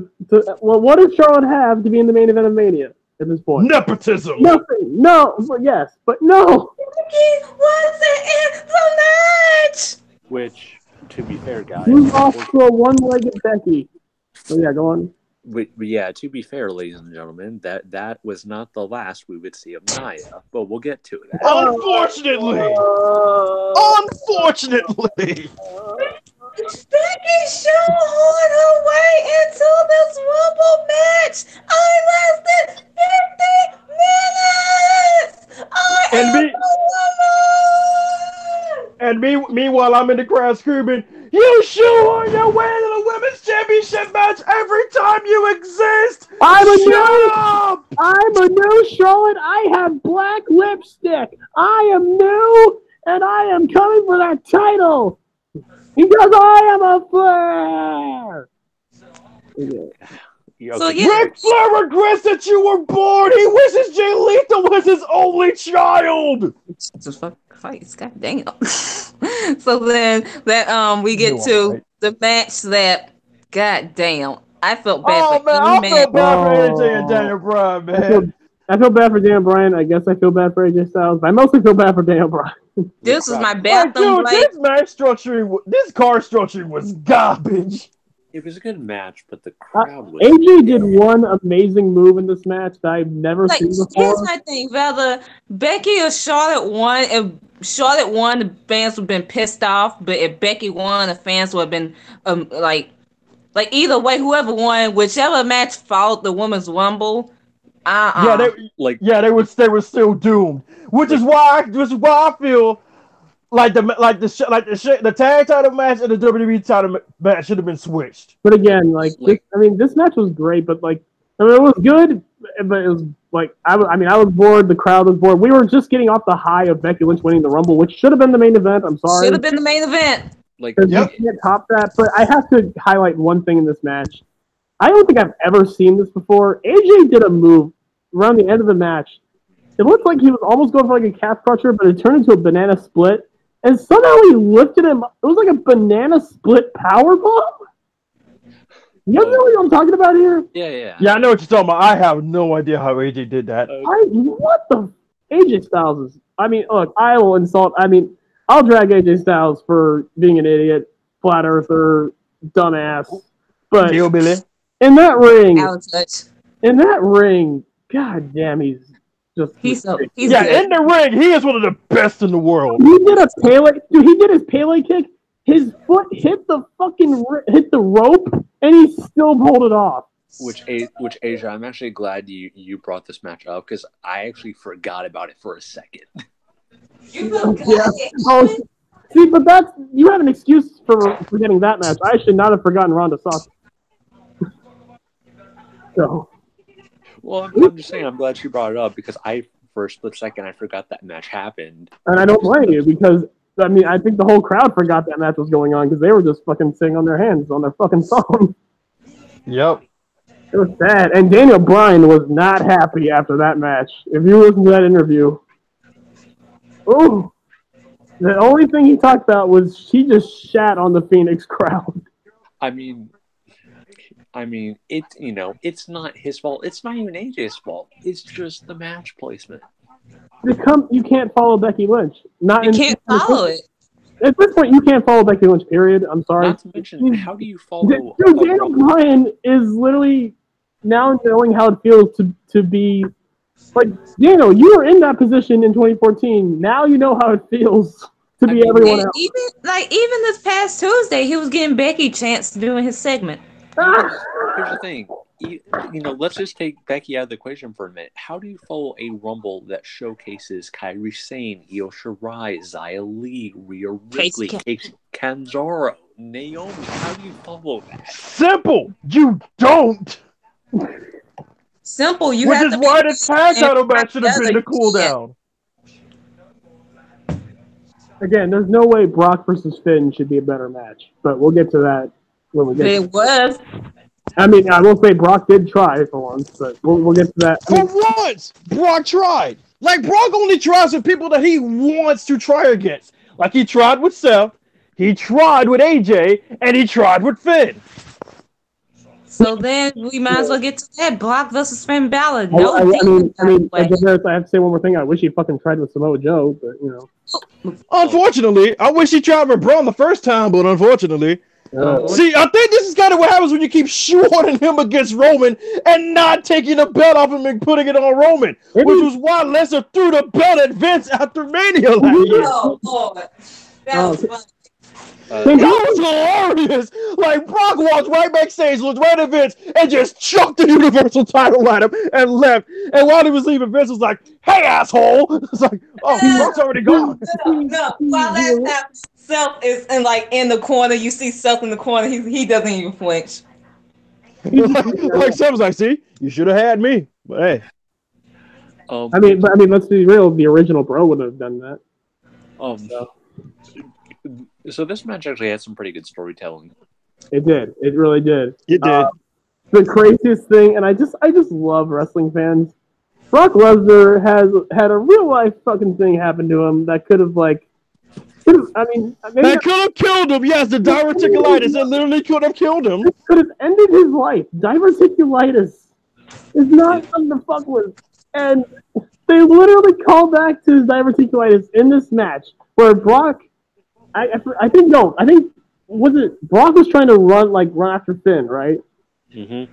And then Finn dodged it, and Brock lands sternum first into the corner, right into the corner of the announce table, and right into and Brock is ready to die. It's like it hit his belly button or something, and it just all the life just drained out of him. And Brock sold this so well. And exactly, like Brock is acting like he was about to die. He was like, "Oh God!" At first, I took that spot and I thought he just constipated. I thought he would chill himself. I thought Brock had to take the meanest dump. But in other words, we're cheering on because this guy who has diverticulitis might have he's revisiting. He could die. He could die, right? Okay. Like Brock is looking like Paul. Oh, I think I'm about to shit myself. And we're all like, and Paul's like, Brock, just hold it in, Brock, hold it in, Brock. And all the fans are like, yeah, Finn, go up to the stomach, make him throw up, make him die. Win the title any way you can. We're great. Wrestling fans are awesome. Look, Yeah, and then Finn finally hits the coup de grace for a 2 count, and right when Lesnar puts his shoulder up, he grabs Finn's arm and locks him in the Kimura, which leads to that face. That face, though. Oh, the best part. He's made this face before, but he's never had it to where, like, he rises his head up, and it just enters the frame out of nowhere. Like the Brock meme, like it's the Brock meme rising from the dead. It's so good. Like Mike. Oh, it's the best. And, So then we get to the main event. I'm sorry, Brandon. What were you Before that, we got to get to afterwards. Brock decided to beat Finn up for Finn making him believe in him. Like Brock's like, how dare you make me believe in you? I am the Bork Laser. I believe in nothing. For once, this is for once. Believe in the gay community. So for once. Oh. So for once, Paul Heyman's one of his spoilers didn't actually pan out. Because he said Brock will believe in Finn Balor. I don't think he does. No, he did. That's why he beat up Finn afterwards. Oh, I was just okay. I guess so. This match, whether it was good or not, is debatable to some people. But this match was funny. In this case, at least Brock tried. Here's the thing. You know how Schlag Daddy hates Finn Balor with a passion? Yeah. He loved this match. He to me, he said this match was the best match of the night to him. And he hates Finn with a passion. Jesus. He does. He despises Finn for whatever reason. Damn. But yeah, because he like a lot of fans think Finn is they think Finn's boring for some reason. Oh God, I don't know why. They just do. I just realized what we're going to talk about next, and oh my God. Oh no. What? Yep. We'll get to the Rumble. Asia, who were the first 2 entrants? Elias, and then a returning Jeff Jarrett. I was already ready to go to sleep at this point. Which nobody's watched wrestling. Which this relates back to the Nia thing with the nobodies watching wrestling, but we'll get to that. They said Jeff Jarrett looks like a combination of a cowboy and a stripper. Oh Jesus! Assume Jeff Jarrett position. I want to throw up just thinking of that. Ew, Jeff Jarrett is a stripper. No. Which the thing is, Jarvis and I, because apparently Lawler and JBL were on commentary. Jarvis. I muted commentary doing this. I muted it. I'm not listening to that crap.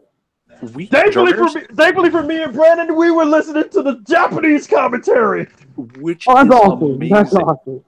Which is amazing, by the way. I swear, from now on, every time we watch the Rumble, if Lawler and JBL are on it, we swap in the Japanese commentary, baby. Honestly, I might swap it anyways because Corey is goddamn annoying. Dude, the Japanese commentary was on point. I mean, look, it's better than Corey, so I think I'll switch over to it all the time now. Which I was so mad. Like, why didn't I switch over to it when they had the Women's Rumble? That's what I'm thinking. Well, why did we do that from the beginning? Well, I think JBL and Jerry Lawler made you reminded you that, oh yeah, commentary's shit. Then we had Shinsuke Nakamura, who won the U.S. title earlier on the pre-show. Oh boy! Which this is where the point where the Japanese commentary freaks out. Yeah, yep, because they marked out for Nakamura. Oh, then dude, have you ever a returning Kurt Angle? I have to bring this up real quick. Have you guys ever listened to Indian commentary when Jinder Mahal comes out? I actually did when Jinder came out. They lost their shit when Jinder came out. It's the best thing ever. It's so good. Dude, they were so upset when Jinder got eliminated too. I was like, oh my God. He got eliminated so quickly too. Like, wow, y'all really are riding down for Jinder Mahal out here in these streets. The best part was Ella was so heartbroken because right after Jinder got eliminated in like 30 seconds, she was like, fuck the WWE. It was beautiful. Yeah, you were saying, Asia? Sorry. Kurt Angle. Kurt Angle. The teleprompter asshole. Kurt Angle. Kurt Angle. Kurt Angle. Yeah, then we had We had number five, Big E. Yep. He needs 5. 3's not Yeah. enough. 5. Oh, I didn't You ain't even enough, man. I need catch that. 5. I didn't even catch that. God damn, that's awesome. Then we had Johnny Gargano. Mr. Johnny Fa- Oh Wrestling. yes, Johnny Wrestling. Johnny Which is Champion. soon for the about moment. to be again Johnny Failure. At this moment, he was Johnny. The Johnny spots. Champion. Johnny. At this point, he was Johnny Champion. Johnny Rumble. But again, as someone brought this up, he's never going to be complete until he becomes Johnny Blackheart. That's going to be his final form. Which You're not even wrong. whereas with the women's rumble was a showcase for the women, the men's rumble was just an indie jizz fest. It really was. It was really- really a showcase for guys who used to be on the indies. I mean, they were great. I mean, Gargano was good. I mean, we're going to get to your boy, Brandon. Oh, my God. Then we had Jinder Mahal. Yeah. And the Hindi commentary lost their minds. He was in there for 30 seconds. Good fucking They day. lost their mind for about 30 seconds, then they got eliminated, and then they're like, They were so upset. you Got couldn't tell, eliminated by Gargano. you couldn't tell what they were saying, but you probably should have bleeped all of it out because they're probably shouting expletives at the top of their lungs. Then it was Samoa Joe. Joe! You should have won the... No. Okay. I mean, what Joe did is too. Oh, bad. yeah, Oh, dude, man. Yo. I have listened to that promo like 20 times, and afterwards I literally said, he fucking should have won the Rumble. God damn it. I was like, that was Jeff, killing me. I already put you down already. Why are you still here? Keep talking, Joe. Hey, Jeff. How about you do me a favor? How about you act like this is an AA meeting and you shut your mouth while I'm sharing with the group? Like, oh! Orton's reaction. Orton just was like, oh! I was like, well, Samoa 2019 Joe is already is a- off to a great start. I was like, well, it's already 2019 just started. Samoa Joe already caught him another body. After this promo, if Samoa Joe does not win a world title in 2019, I'm going to WWE headquarters. I'm doing something. I'm done. Well, take me with you. I'm taking you with me. Yeah, we'll be there. We'll be together by That's then. what, Yeah, man. we'll If Joe don't win the title around this calendar year, man, you might as well take me with you. I'm gonna take the bet. I'm taking his knees out. we're gonna come up there like Joe did. We're just gonna. Tony, man. Next was Chet Hawkins. Yeah. Then number 10 was Seth freaking Rollins. Yeah. Ty Dillinger was not number 10 this year. Good. He didn't get his. Well, it was good while it lasted. He didn't get his one moment that he gets every year. I mean, Yeah. While Seth came out as number 10, Ty was like 10 on Twitter. No. Like 10. You lost your. You wish. I feel Ty. bad. Then it was Titus O'Neil. Wait, I just realized the shade of having Seth win at number 10. Ty Dillinger. Oh! Oh, wow. Yes. I hope it was intentional. Titus did not become a meme this time. Oh yeah, he didn't. Yeah, dude, that was another big pop of the night where Titus did the run, and he stopped, and then he jumped up and went, "Yay!" and the whole crowd went, "Yay!" It was great. And he still got eliminated by 5 Kurt seconds. Hawkins. He was eliminated 5 seconds in. He was in there. I thought when Kurt Hawkins was under the ring and then he went under, I thought that was a little too much. I thought that was like, okay, that's a little too on the nose, but it was a callback. It was cool. But yeah. Oh, and this time Titus did not screw up getting eliminated this time. He was supposed to be the shortest Rumble entrant. Yeah. Too bad he couldn't fucking go over the goddamn ropes. His one job. And then Kofi Kingston at number 12. Yeah. Oh man, Kofi, your Rumble Survivor spot may have been taken. Yeah. By two different women, dude, that's That was tough. no, it's not his fault. He's just done everything. The only thing that's left for him to do is to remix his old ones. I love the first one. The second one was kind of weird. The second one was lame. So the first one, I'm trying to remember. What's the first one? It was like when he rolled his legs on the apron and like got right. That was cool. That was actually a remix version of the one where he got his feet on the apron and that was it. But it was a remix, yeah. The second one was the one with Xavier. Yeah. That was just awkward. Yeah, that was. Yeah, because Xavier fell on him. Yeah, dude, I think if Big E did this, it probably would have been easier and a little better. Because, Big E's a big boy. I think he could have probably handled that better. Xavier looked like he was struggling.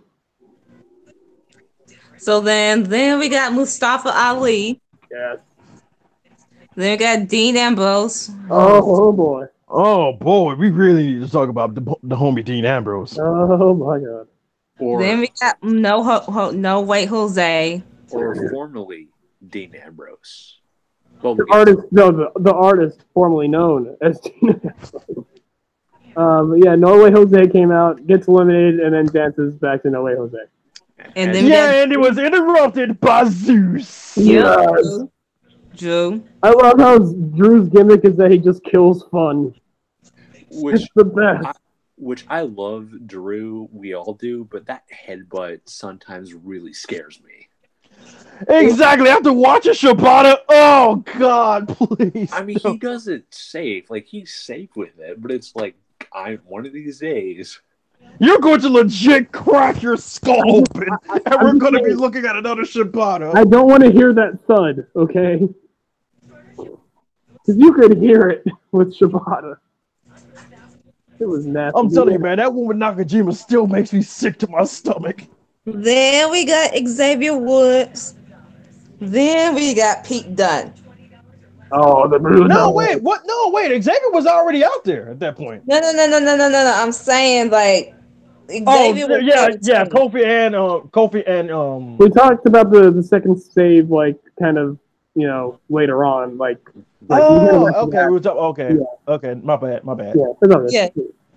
Yeah. We at Pete Dunne. Then we got Andrade. Yes.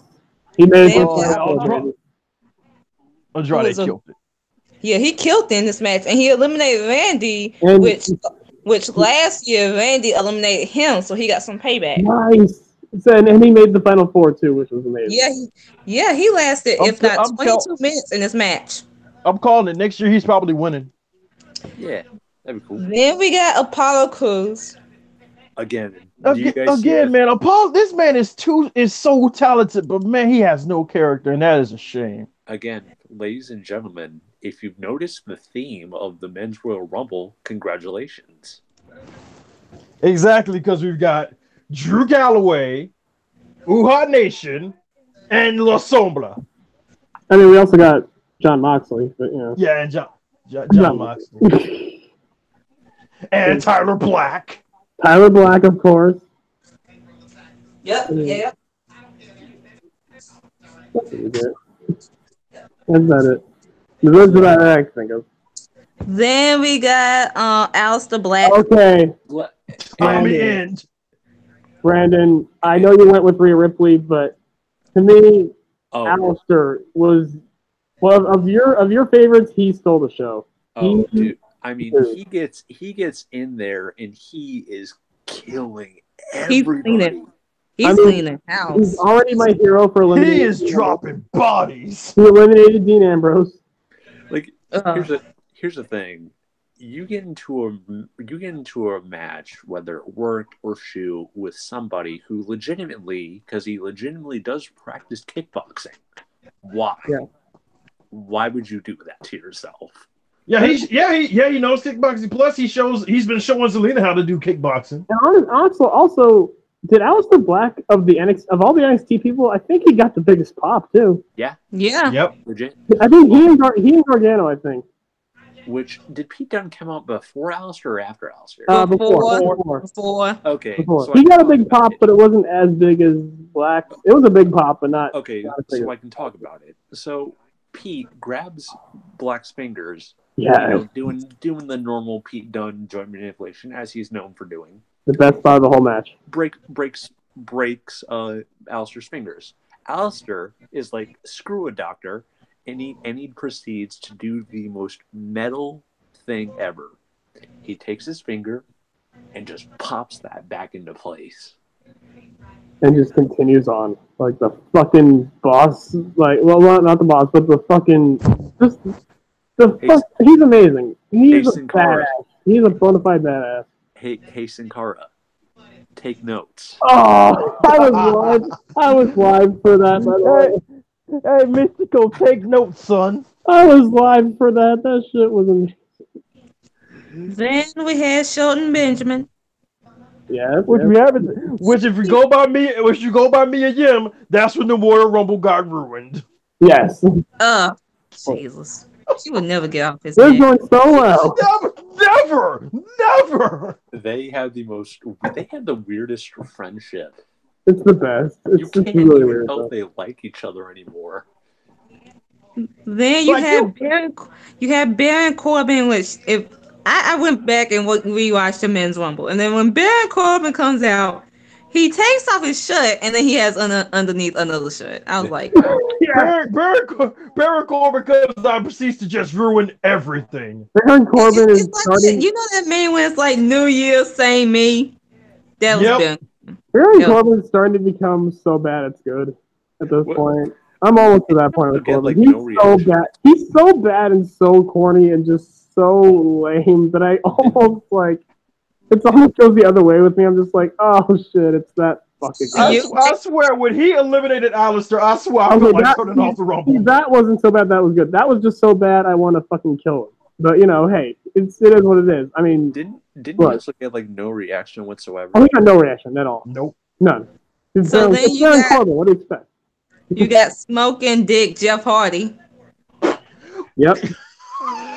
I thought he was your boy. I mean, after what Joe did, I bet he was her boy until Joe murdered him last night. I talked about that promo and you got mad at me for like even bringing it up because Jeff's like, has Joe converted you? Asia, I'm sure you like Jeff, but you're able to take the piss out of him when you need to. Yes. So, yes. He's old. I know what he did. He smokes crack. And Joe completely owned his ass. I mean, what can Joe Hardy say to come back at Joe? I mean, the only thing Jeff can come back at Joe with is a fat joke, and I don't think he would want to do that to Joe because Joe would just immediately roast him again. I think Asia, you had a good one, basically being like, "Well, I was high and I still won a title. What did you do, Joe?" True. And that is not wrong. Well, also, Joe could come back and Hardy's like, "Oh yeah, when I was high, I didn't ruin the main event of a pay-per-view."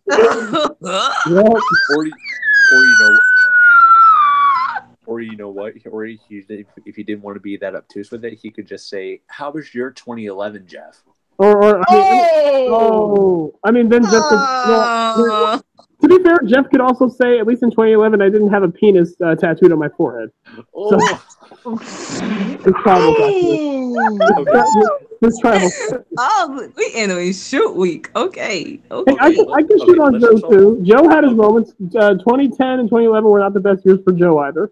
Okay, let's just. Thankfully, he got that thing taken off of him. Yeah, I mean, well, that's another thing. Like, also, like 2009, 2010, Joe was also getting really out of shape.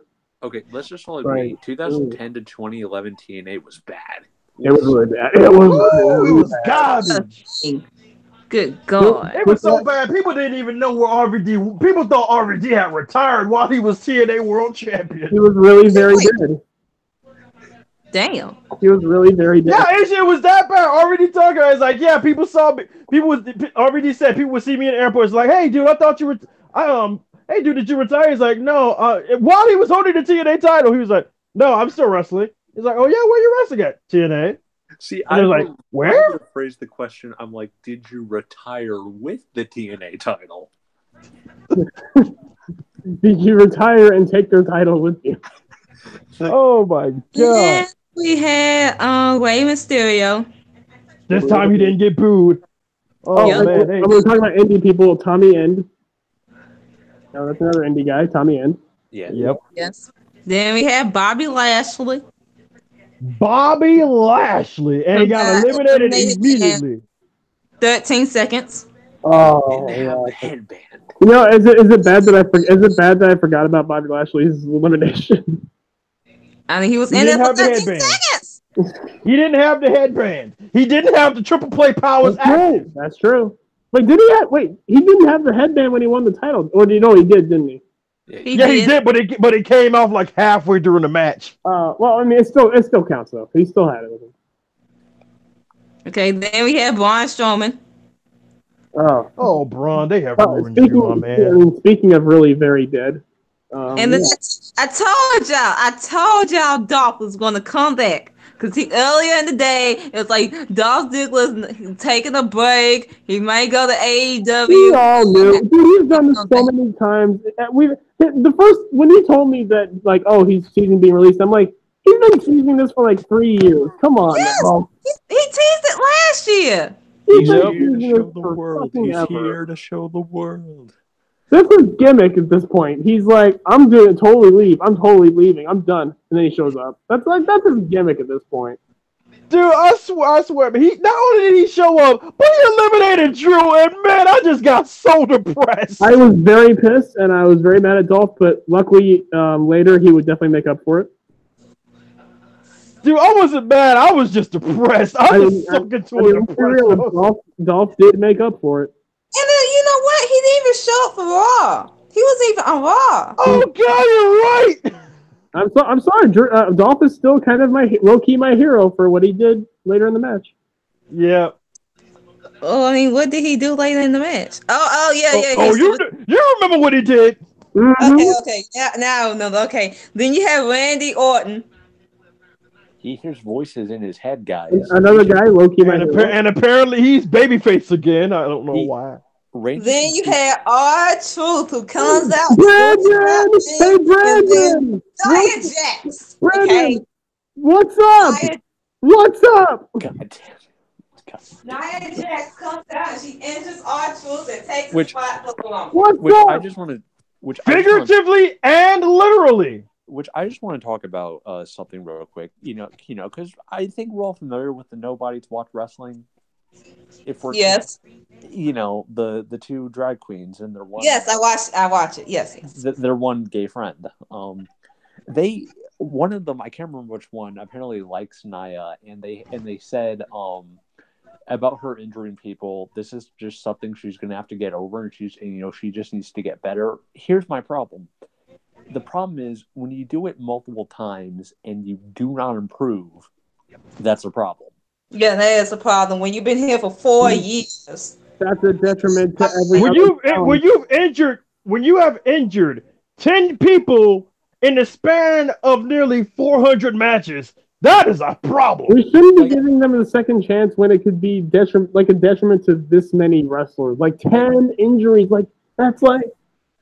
I mean, not 10 wrestlers, but still 10 injuries. That's technically like half of the women's, or like a third of the women's roster right there. Like, you can't risk that. Like, here's the thing with wrestling. Like professional wrestling, like who you want to like. You know, no one's going to judge you for it. There are some people that still like Chris Benoit. That's fine. That's fine. As a wrestler, yes. As a person, I mean, it's complicated. Again, like who you want to like. If you like Nia, that's fine. But the problem is, don't make excuses for her bullshit. You will want her to get better if you are. If you're a real fan of her, you'll want her to improve and not injure people. And you acknowledge and tell her, "Hey, these are your issues, and you need to work on that. Therefore, you won't have to injure people, so that way you can get heat on yourself." Because that's what she's doing on Instagram and on Twitter. She's relying on people criticizing her and saying that's heat. No, we want you to get better and you to actually tell a good story in the fucking ring. And actually be charismatic like your cousin. But you know what the worst part is? This quote unquote heat, it does not register on TV. It doesn't register with live crowds. She still gets no reaction. She does not want to get better. She does not want to. That's the thing. Where's the heat? She doesn't get a reaction. And the thing is, I'm not trying to be critical of the Nobodies. Again, they have their opinions. It's cool. It's whatever. They're also gigantic Will Ospreay fans because they think he's a gay boy. Which, I mean, hey, to be fair, he probably is. Right. I mean, he is with Pete Priestley though, so that kind of throws that out. Yeah. True, but yeah. But here's the thing with Nia. Her 10th injury wasn't even a female. She injured R-Truth at Rumble. Actually, Brandon, speaking of which, did you see? I think it was like an LGBTQ like friends were like doing a Royal Rumble party. Their reaction to when Naomi came out was amazing. I did not, and I will probably have to check that out. I'm just going to show you because it was the best.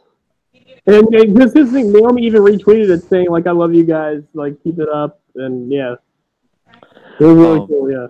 I don't think it was as insane as that one fan tweeting about the guys in the Irish pub when Becky won, but it was almost to that level, almost.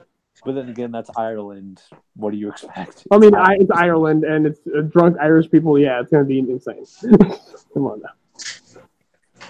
now. And some people were speculating that this is going to be the start of WWE dipping their toes into intergender wrestling again. We've done this. That is what's been the rumor. Like they're gradually trying to ease their way into it. And here is my point to intergender wrestling.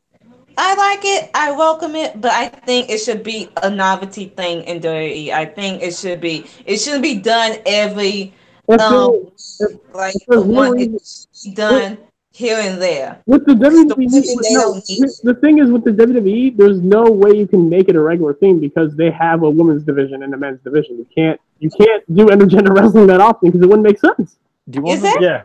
And honestly, here's the thing: if they do it, the first match they should do, the first woman they should have against a guy, I don't know who the guy would be, but the first woman they should have, Candice LeRae. That's the first one. Here's the thing. I think the only time they should, how you can make the mixed match challenge actually interesting and make people actually watch it is if the intergender wrestling is actually fair and it's anyone can attack anyone. Sure. Yeah. If you do that, I think more people would probably watch. I'm just saying. So not only did my pick not make it into the Rumble, but it's R-Truth. Why injure him? He's a cool dude. And apparently now Truth has heat with Nia because apparently Truth was so mad and he had to be held backstage. R-Truth is mad. R-Truth is mad. Consummate professional. Like, you messed up when you made R-Truth angry with you. Consummate professional, from what I've heard, like people talk about him, he's a cool dude. Really chill, laid back guy.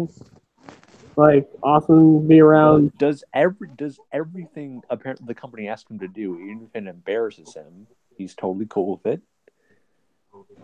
He's gotten mad. Yeah. How do you do that? He does not seem like the type at all. That's how bad Nia Jax is. If you think R-Truth got mad, imagine how Becky feels about her. Like, Jesus. Imagine how Sasha feels about her. Oh, true. Imagine how true. No, remember that 2K panel? We know how Sasha feels about her. Exactly. We remember that resting bitch face for a lifetime. But yeah. So that happened. I will say this though, it was kind of cool to see. A wrong person. I hate Nia Jax. I always will for what she did and what she keeps doing to wrestlers, even men now. But it was really cool and refreshing to see something like that in 2019. And the last time we've seen it was when Beth Phoenix was in the Rumble in 2010, right? Yeah, it was Beth Phoenix. Yep. I'm just gonna give Randy this one little praise. Thank you for RKOing that. And thank you for super kicking her Ziggler. Yes, thank you. That's what I was gonna get to. Thank you, Ziggler. You were the one that opened up the gateways to get Nia the shit kicked out of her. And it was beautiful. And actually, you know what? We talking about Becky having the biggest pop. I think the second biggest pop was when Randy Orton was starting to stand up behind Nia Jax, and people started realizing, oh shit, that pop was insane. Shut up. Dude, did you hear that crap? And they were chanting RKO, like they were like, oh shit. Like that was great. I mean, Nia got eliminated quick. I mean, for a split second, I think even Asia said we were almost like, "Oh my god, don't tell me Nia's winning! Don't tell me! Don't you dare!" I would have. She didn't. I swear. I don't know what I would have done. I don't know what I would have done.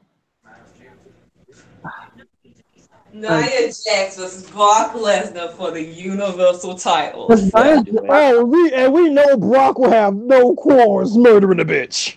And literally, if Nia Jax won that Rumble, I hate to say it because I'm going to get Asia mad, I would have been like, yep, AEW, baby, let's go. Let's do this. AEW. I'm just saying, if Nia won the Rumble and faced Brock. I mean, hey, it's two stiff workers. Dude, like, they're both getting injured. Dude, it'd be full-on King's Road style up in here. Oh, Jesus. That would have been just a disaster. But thankfully it didn't happen. She got eliminated. So fuck AEW. But yeah, the rest of the match happened. Is this right around the time, because I remember like the two eliminations happened like rapidly. I think didn't Mysterio get eliminated by Orton? Yep. And then immediately after that, Andrade eliminated Orton. Yes. Which that got a huge pop as well. Because here's something we forgot about. We were talking about Nia in the Rumble. She eliminated Mustafa. There's a reason I forgot about it. I didn't want to I didn't bring that up. I'm sorry, but that is an injustice. That is an injustice. That hurts. That hurts. That is an injustice. And you know what the worst part? He eliminated Joe. He eliminated Joe, who then got eliminated by Nia. Nia Jax eliminated Mustafa Ali. She committed a crime to a former police officer. Yeah. Oh, God, you're right. But the fact that Mustafa eliminated Joe and Mustafa got eliminated by Nia, in that sense, Nia greater than Joe, and I want to die. Dude, and almost took a bump for her, too. Did you guys notice that? Yep. Oh, Jesus. So thankfully she was gone, and we could just forget about that horrible nightmare. Final four: Andrade, Seth, Braun, and what was it? Fucking who's the other one? Ziggler. Oh yeah, Dolph. That's why I forgot it because it's Ziggler. And that's the thing. For a lot of this time, Seth and Braun were like on the outside. They rolled under the ring. Yeah, Seth pretty much took a nap. They took a nap, and they were the final two. That's kind of just a bit, power on third table. It took a little bit of a right. nap. They took a nap. Dude, they took a nap once Nia got in because they're like, "Oh shit, we're not getting injured. Fuck that." Basically, put me through a table. I'm not getting injured. Like I'll get put through a table by Lashley. I'll do all this shit, but if Nia's in the ring, I'm not taking a bump for her. She will injure the fuck out of me. No, thank you. Exactly. But yeah, this is when the match started getting somewhat good. Yes. I think it definitely dropped when Andrade got eliminated because that was the four I wanted him to win. But yeah. Here's the thing: the match was good when he had all the indie guys doing indie stuff. Well, yeah. Like the Pete Dunne, Aleister Black stuff was great. The match dipped after all that settled down. I mean, Nia Jax. I hate to say it, but she did wake that crowd up. And then it plateaued. Yes. When you got to the final like four. Dude, would you be surprised if Dean asked for his release after they had the thing on Raw happen with Nia Jax? I mean, I'd ask for my release. I mean, if that's the reason why, I don't blame him. That's not the reason why, but can we wrap this up and say that Seth Rollins won the fucking Rumble? Curb stomp on the apron. It was magnificent. Well, it was amazing. Wasn't a big pop, though, unfortunately. Wasn't a big pop as everyone expected it to be because, again, it went all to Becky. Yeah. Yep. They blew their load early. Like, let's be real. Yep. And not so, to mention, that was the Rumble. I would say Rumble top takeover this time. Yeah, and I think we predicted it, too, because the card looked better and it delivered. Yeah, I told you. Yeah. And the best match of the night was the match that I forgot because I'm a fucking moron, Ronda versus Sasha. You fucking dumbass. Damn. I wonder, why do I even go with you? I would say that just the women's Rumble as a whole was the best match, but here's the thing, is the Rumble really a match so much as is just a clusterfuck? It's a match, but the reason I say it's not the best match on the show, the middle portion and Lacey and Natalya. Okay, yeah. Yeah. It really got great around the end, whereas Ronda versus Sasha that whole match. I mean, Ronda had her fuck ups. We knew that would happen, but Sasha made it too good. I'm sorry. Sasha was just she stole the night as far as performance wise. Okay. That's Sasha Banks for you. Actually, well, Sasha and Becky, because Becky got the biggest pops and Sasha put on the best performance. So yeah, Team Bay rules all. So honestly, then we get. Why can't we get Becky? Why can't we get Becky versus Sasha? I'm just throwing it out there. Because then me and Ace are gonna fight. But we gotta have Ronda. No, we don't. Because Ronda Rousey. No, we don't. Ronda Rousey. She's a draw. Again. They could have had Batista, but no. You know what? No, Ronda doesn't exist. At WrestleMania, Becky's fighting the air. Becky's fighting the air and Charlotte. No, I don't think Charlotte's getting added in. No. So it's Becky versus the air. I mean, I'm rooting for Becky. I mean, I would root for Becky over Air. So yeah. Yeah. But yeah. Anyway, so that was the Rumble. Damn, we've been 2.5 hours. I can see why you wanted to wrap it up, Asia. Holy shit. I mean, it's the Rumble. It's gonna go long. Well, we've only talked about 2 shows. We got Raw, in which barely anything happened till we get to the Ronda Rousey segment. Ronda Rousey. Ava, you have this one.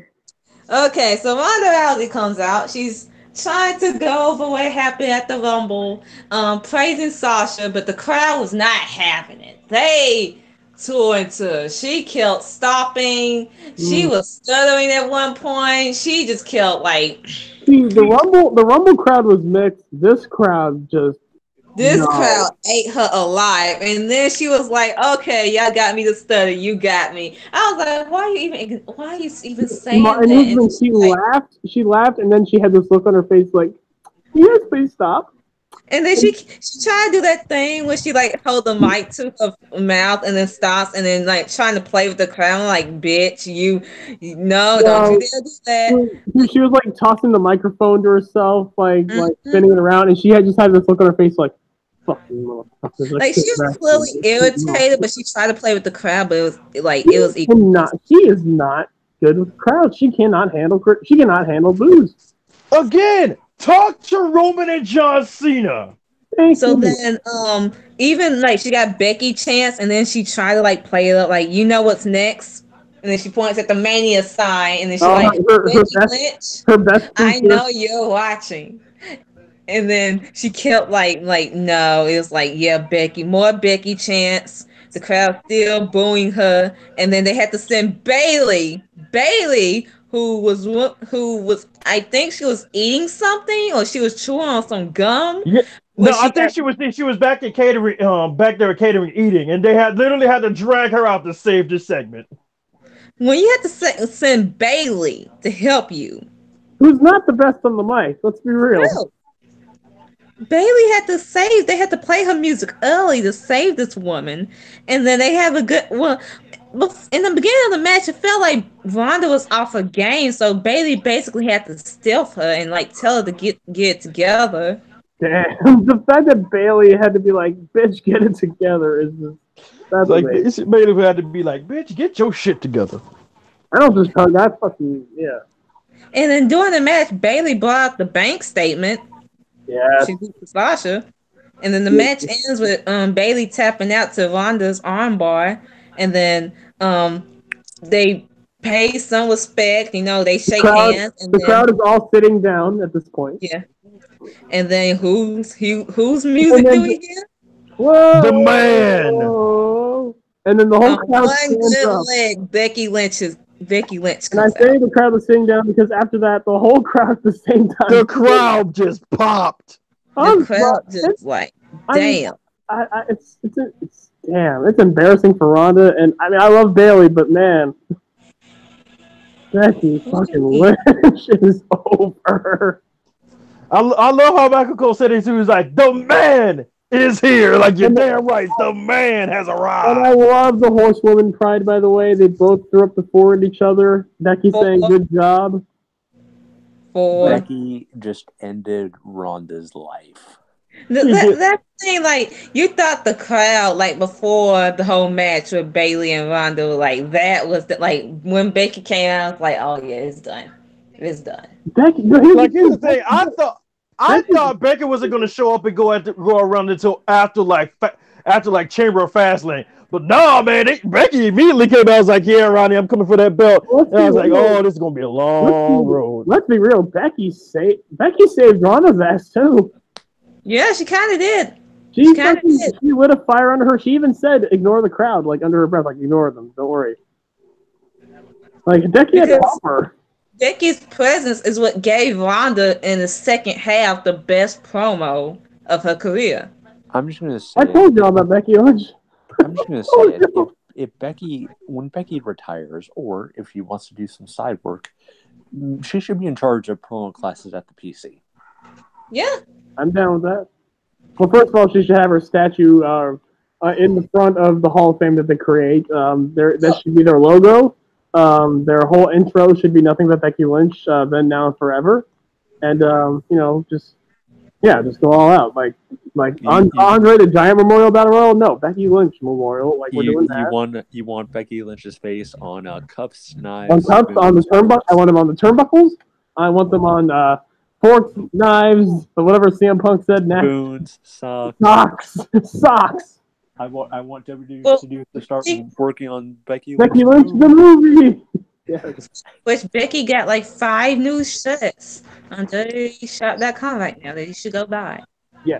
I'm definitely going to buy 2 of them. One of them looks kind of ugly, but the other 4, yes. Go buy.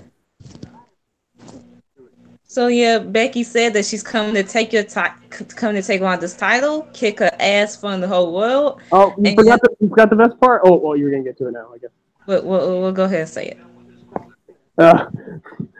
Pokemon, I choose you. Get out. Just insert name here. I choose you. So while that happens, Ronda gets the mic and she's like, "How's your leg?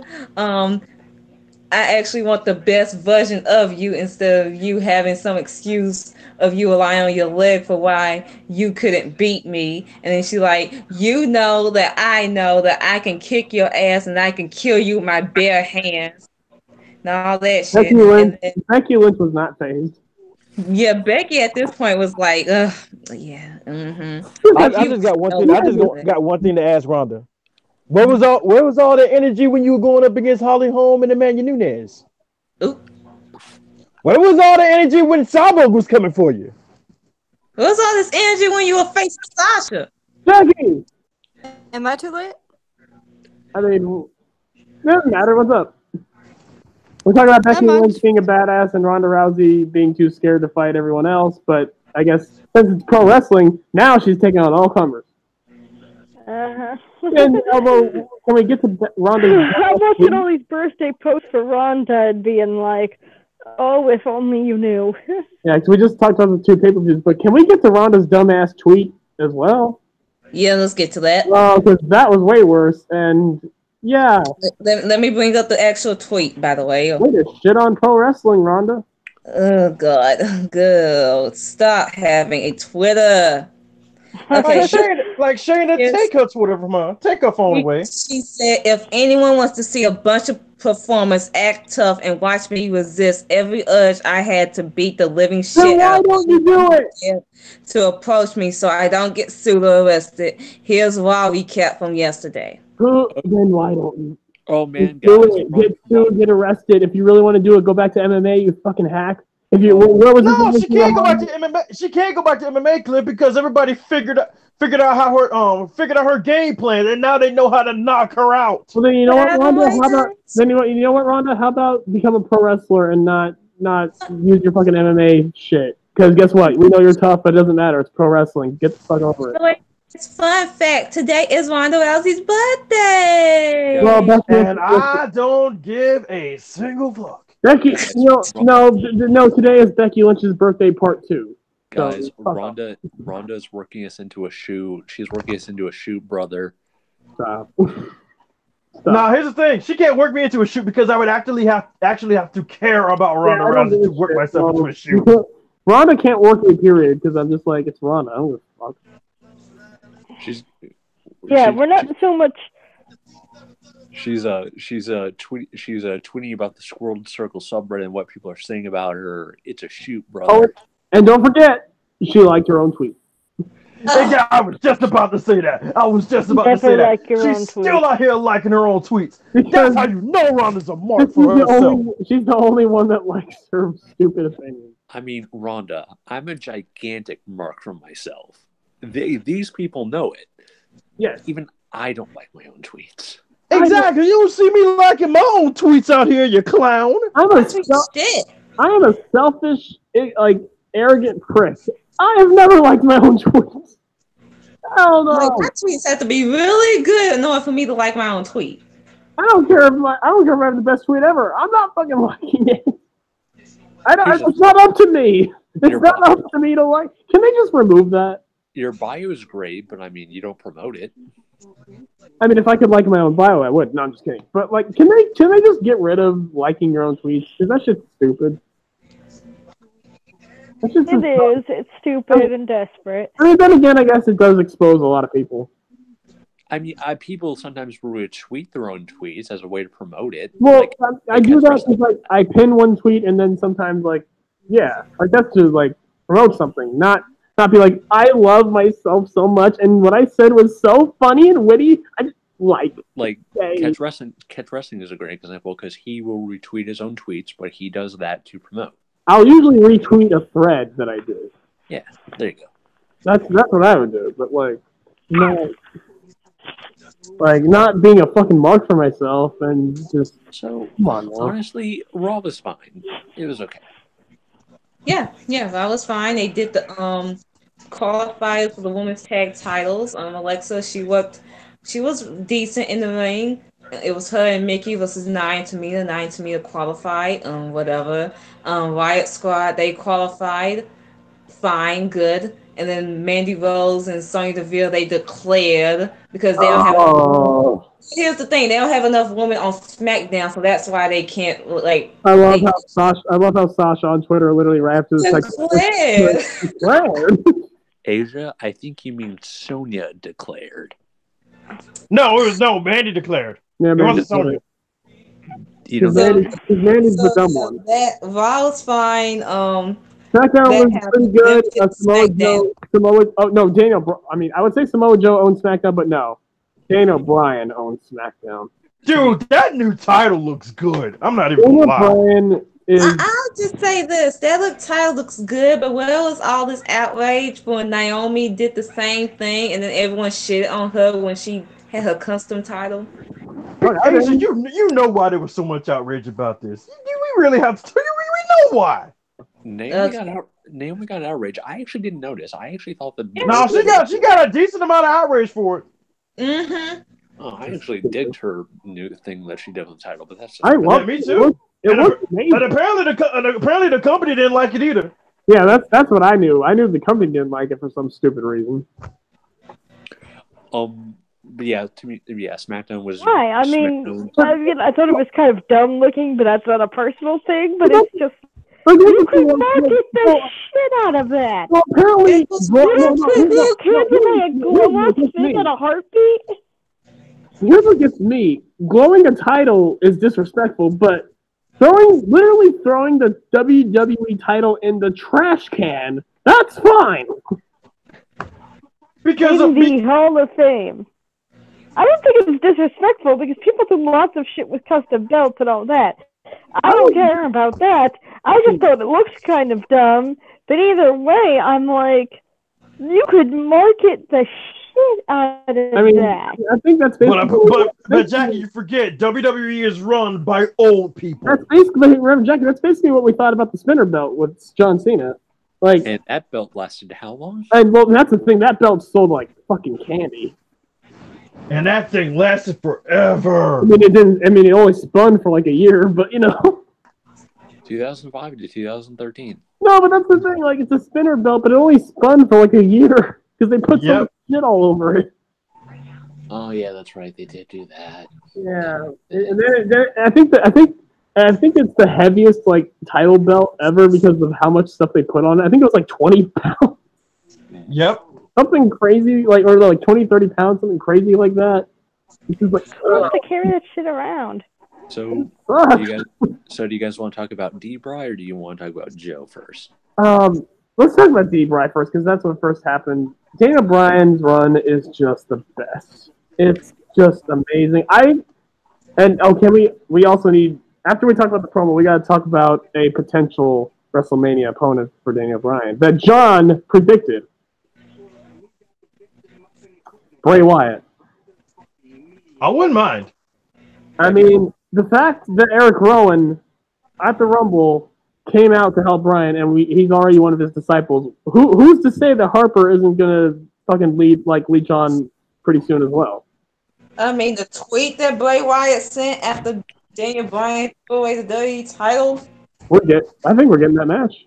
I mean, look, Bray Wyatt's unfortunately one of the wrestlers I have actually lost faith in as far as fandom goes. Which isn't his fault. It's not his fault at all. I mean, you can stop buying fucking ponies, but whatever. That's your money, whatever. Hey, don't be disrespecting the brony community. You don't ask for that. I mean, if it does if Bray Wyatt is a brony, I would like that. But yeah, if anything can revigorate my love for Bray Wyatt, this could be it, because we can revisit the Wyatt family with Daniel Bryan. They have so much history. This shit could be so good if they fucking go all out with it. After that tweet, I mean, we could be getting it. Because now here's the thing: I don't know if Luke Harper's gonna side with Bray Wyatt, because you would think Harper and Rowan would kind of like be together, right?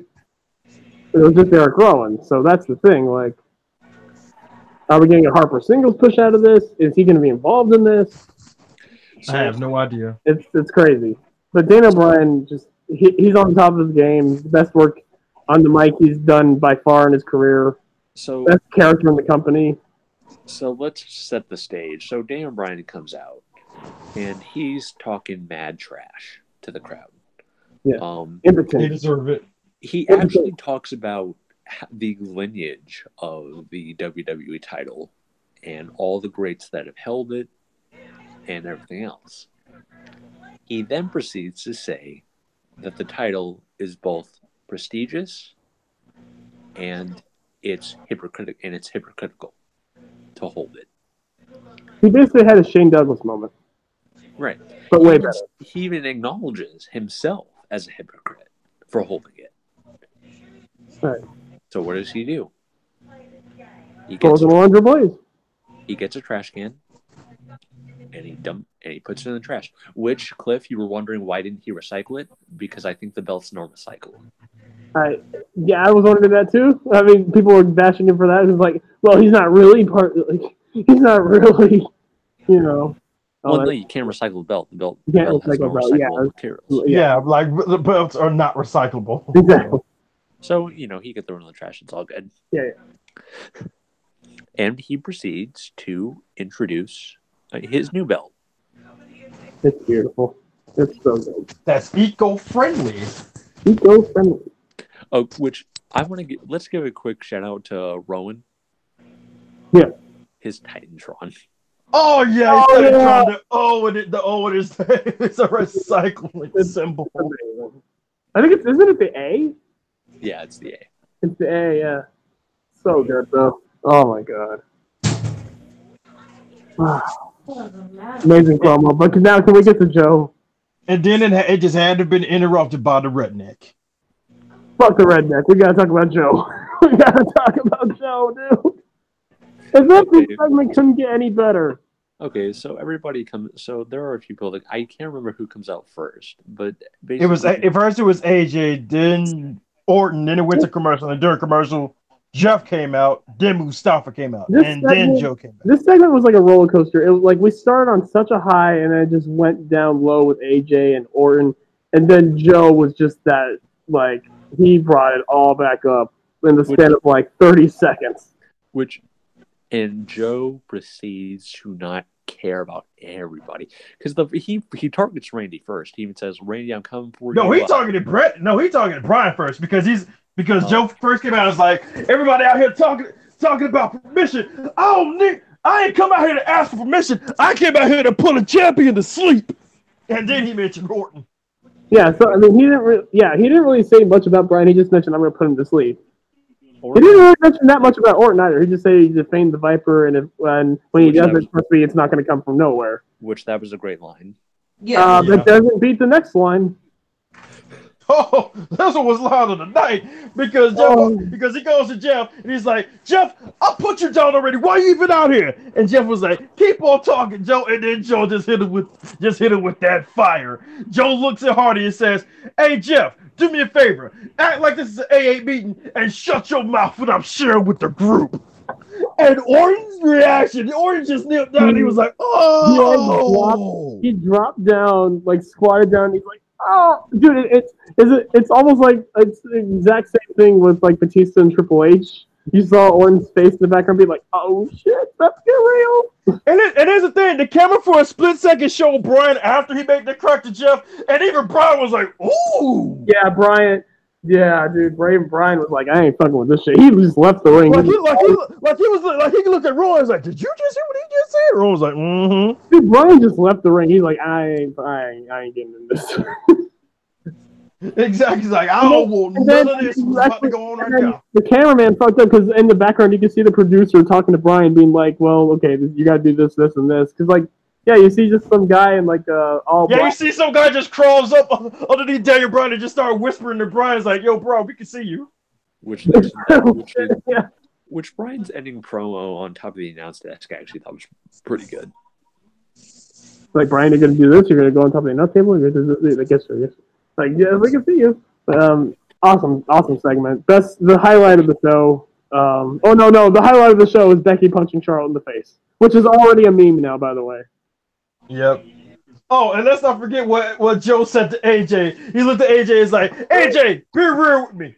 How's our girl Wendy doing?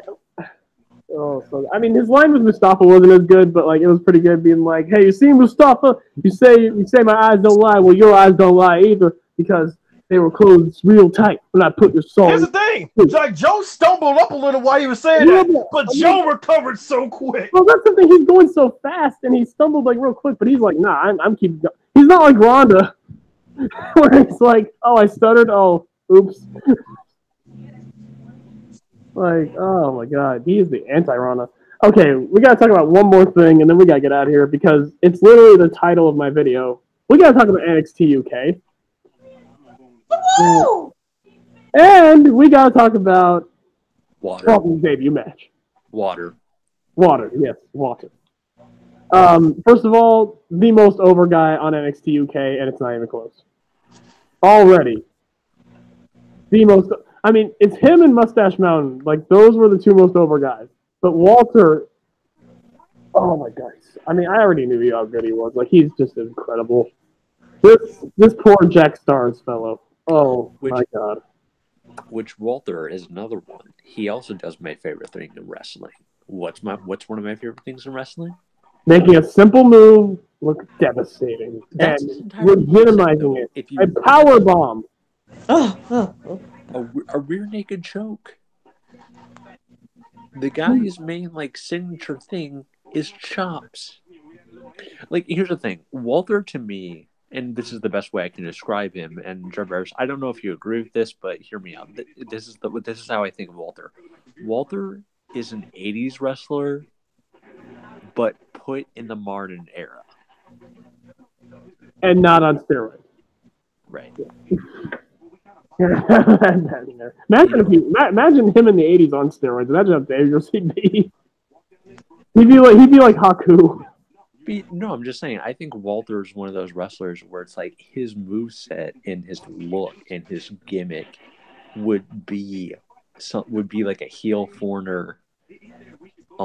He'd basically be the Sheik before the Sheik.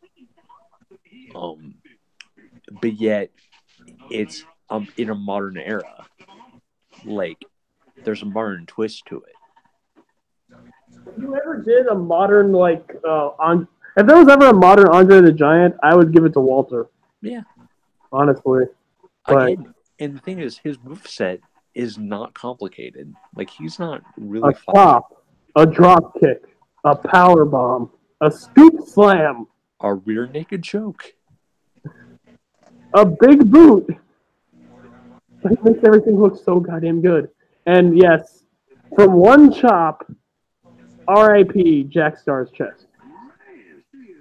And here's the thing, like, sometimes he'll do, like, a couple chops and it won't make a mark, but if they're so loud. But this one, oh, Jack Starr's, yeah, he wasn't so lucky. You could see the handprint.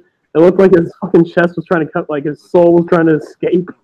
It was, oh, Jesus Christ. It was fucking great. And the rest of the show happened. Zach Gibson's promo was fucking beautiful, as all of them are. Just, oh my god, he's so good. He has a few fans now. Stop taking your goddamn shoes off. That shit's nasty. Yeah. Long live Zach Gibson, Liverpool's #1, and yeah, James Drake. Yeah, he's cool too. The rest of the show, Ginny was awesome. And Mustache Mountain match was awesome. That's about it. That's all I paid attention. The rest, am I the only one that finds NXT UK kind of boring? I mean, to be fair, the most recent episode of NXT UK, it was Walter's episode. It was, oh, definitely.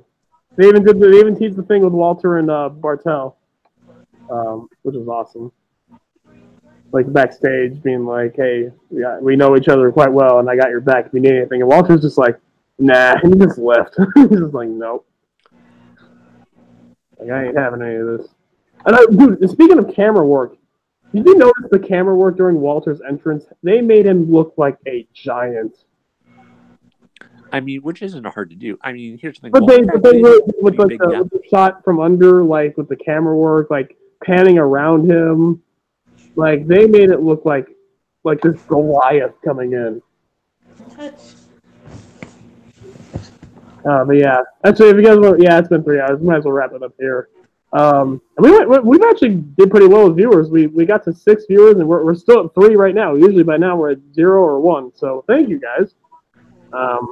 It's been a fun episode. I got to charge my phone, and all that good stuff for the TPA podcast. Actually, anything else you guys want to say? If you guys haven't touched Kingdom Hearts, play Kingdom Hearts. Yeah. There's your plug. I can't wait for Kenta to go back to Japan and just kill it. Jimmy Havoc wants John Moxley, and if anything's going to get me into John Moxley, that'll be it. Jimmy Havoc too. I mean, if anything's going to get me into him, that'll be it, because Jimmy Havoc makes miracles happen. Yeah, that's about it. Yeah. For the TPA podcast. Yeah, fuck Ronda Rousey. The TPA podcast has been Cliff, Asia, Jarveris, Brandon, and Jackie for about 10 minutes. We thank you, Jackie, as well. It's been fun. TPA out. Recognize.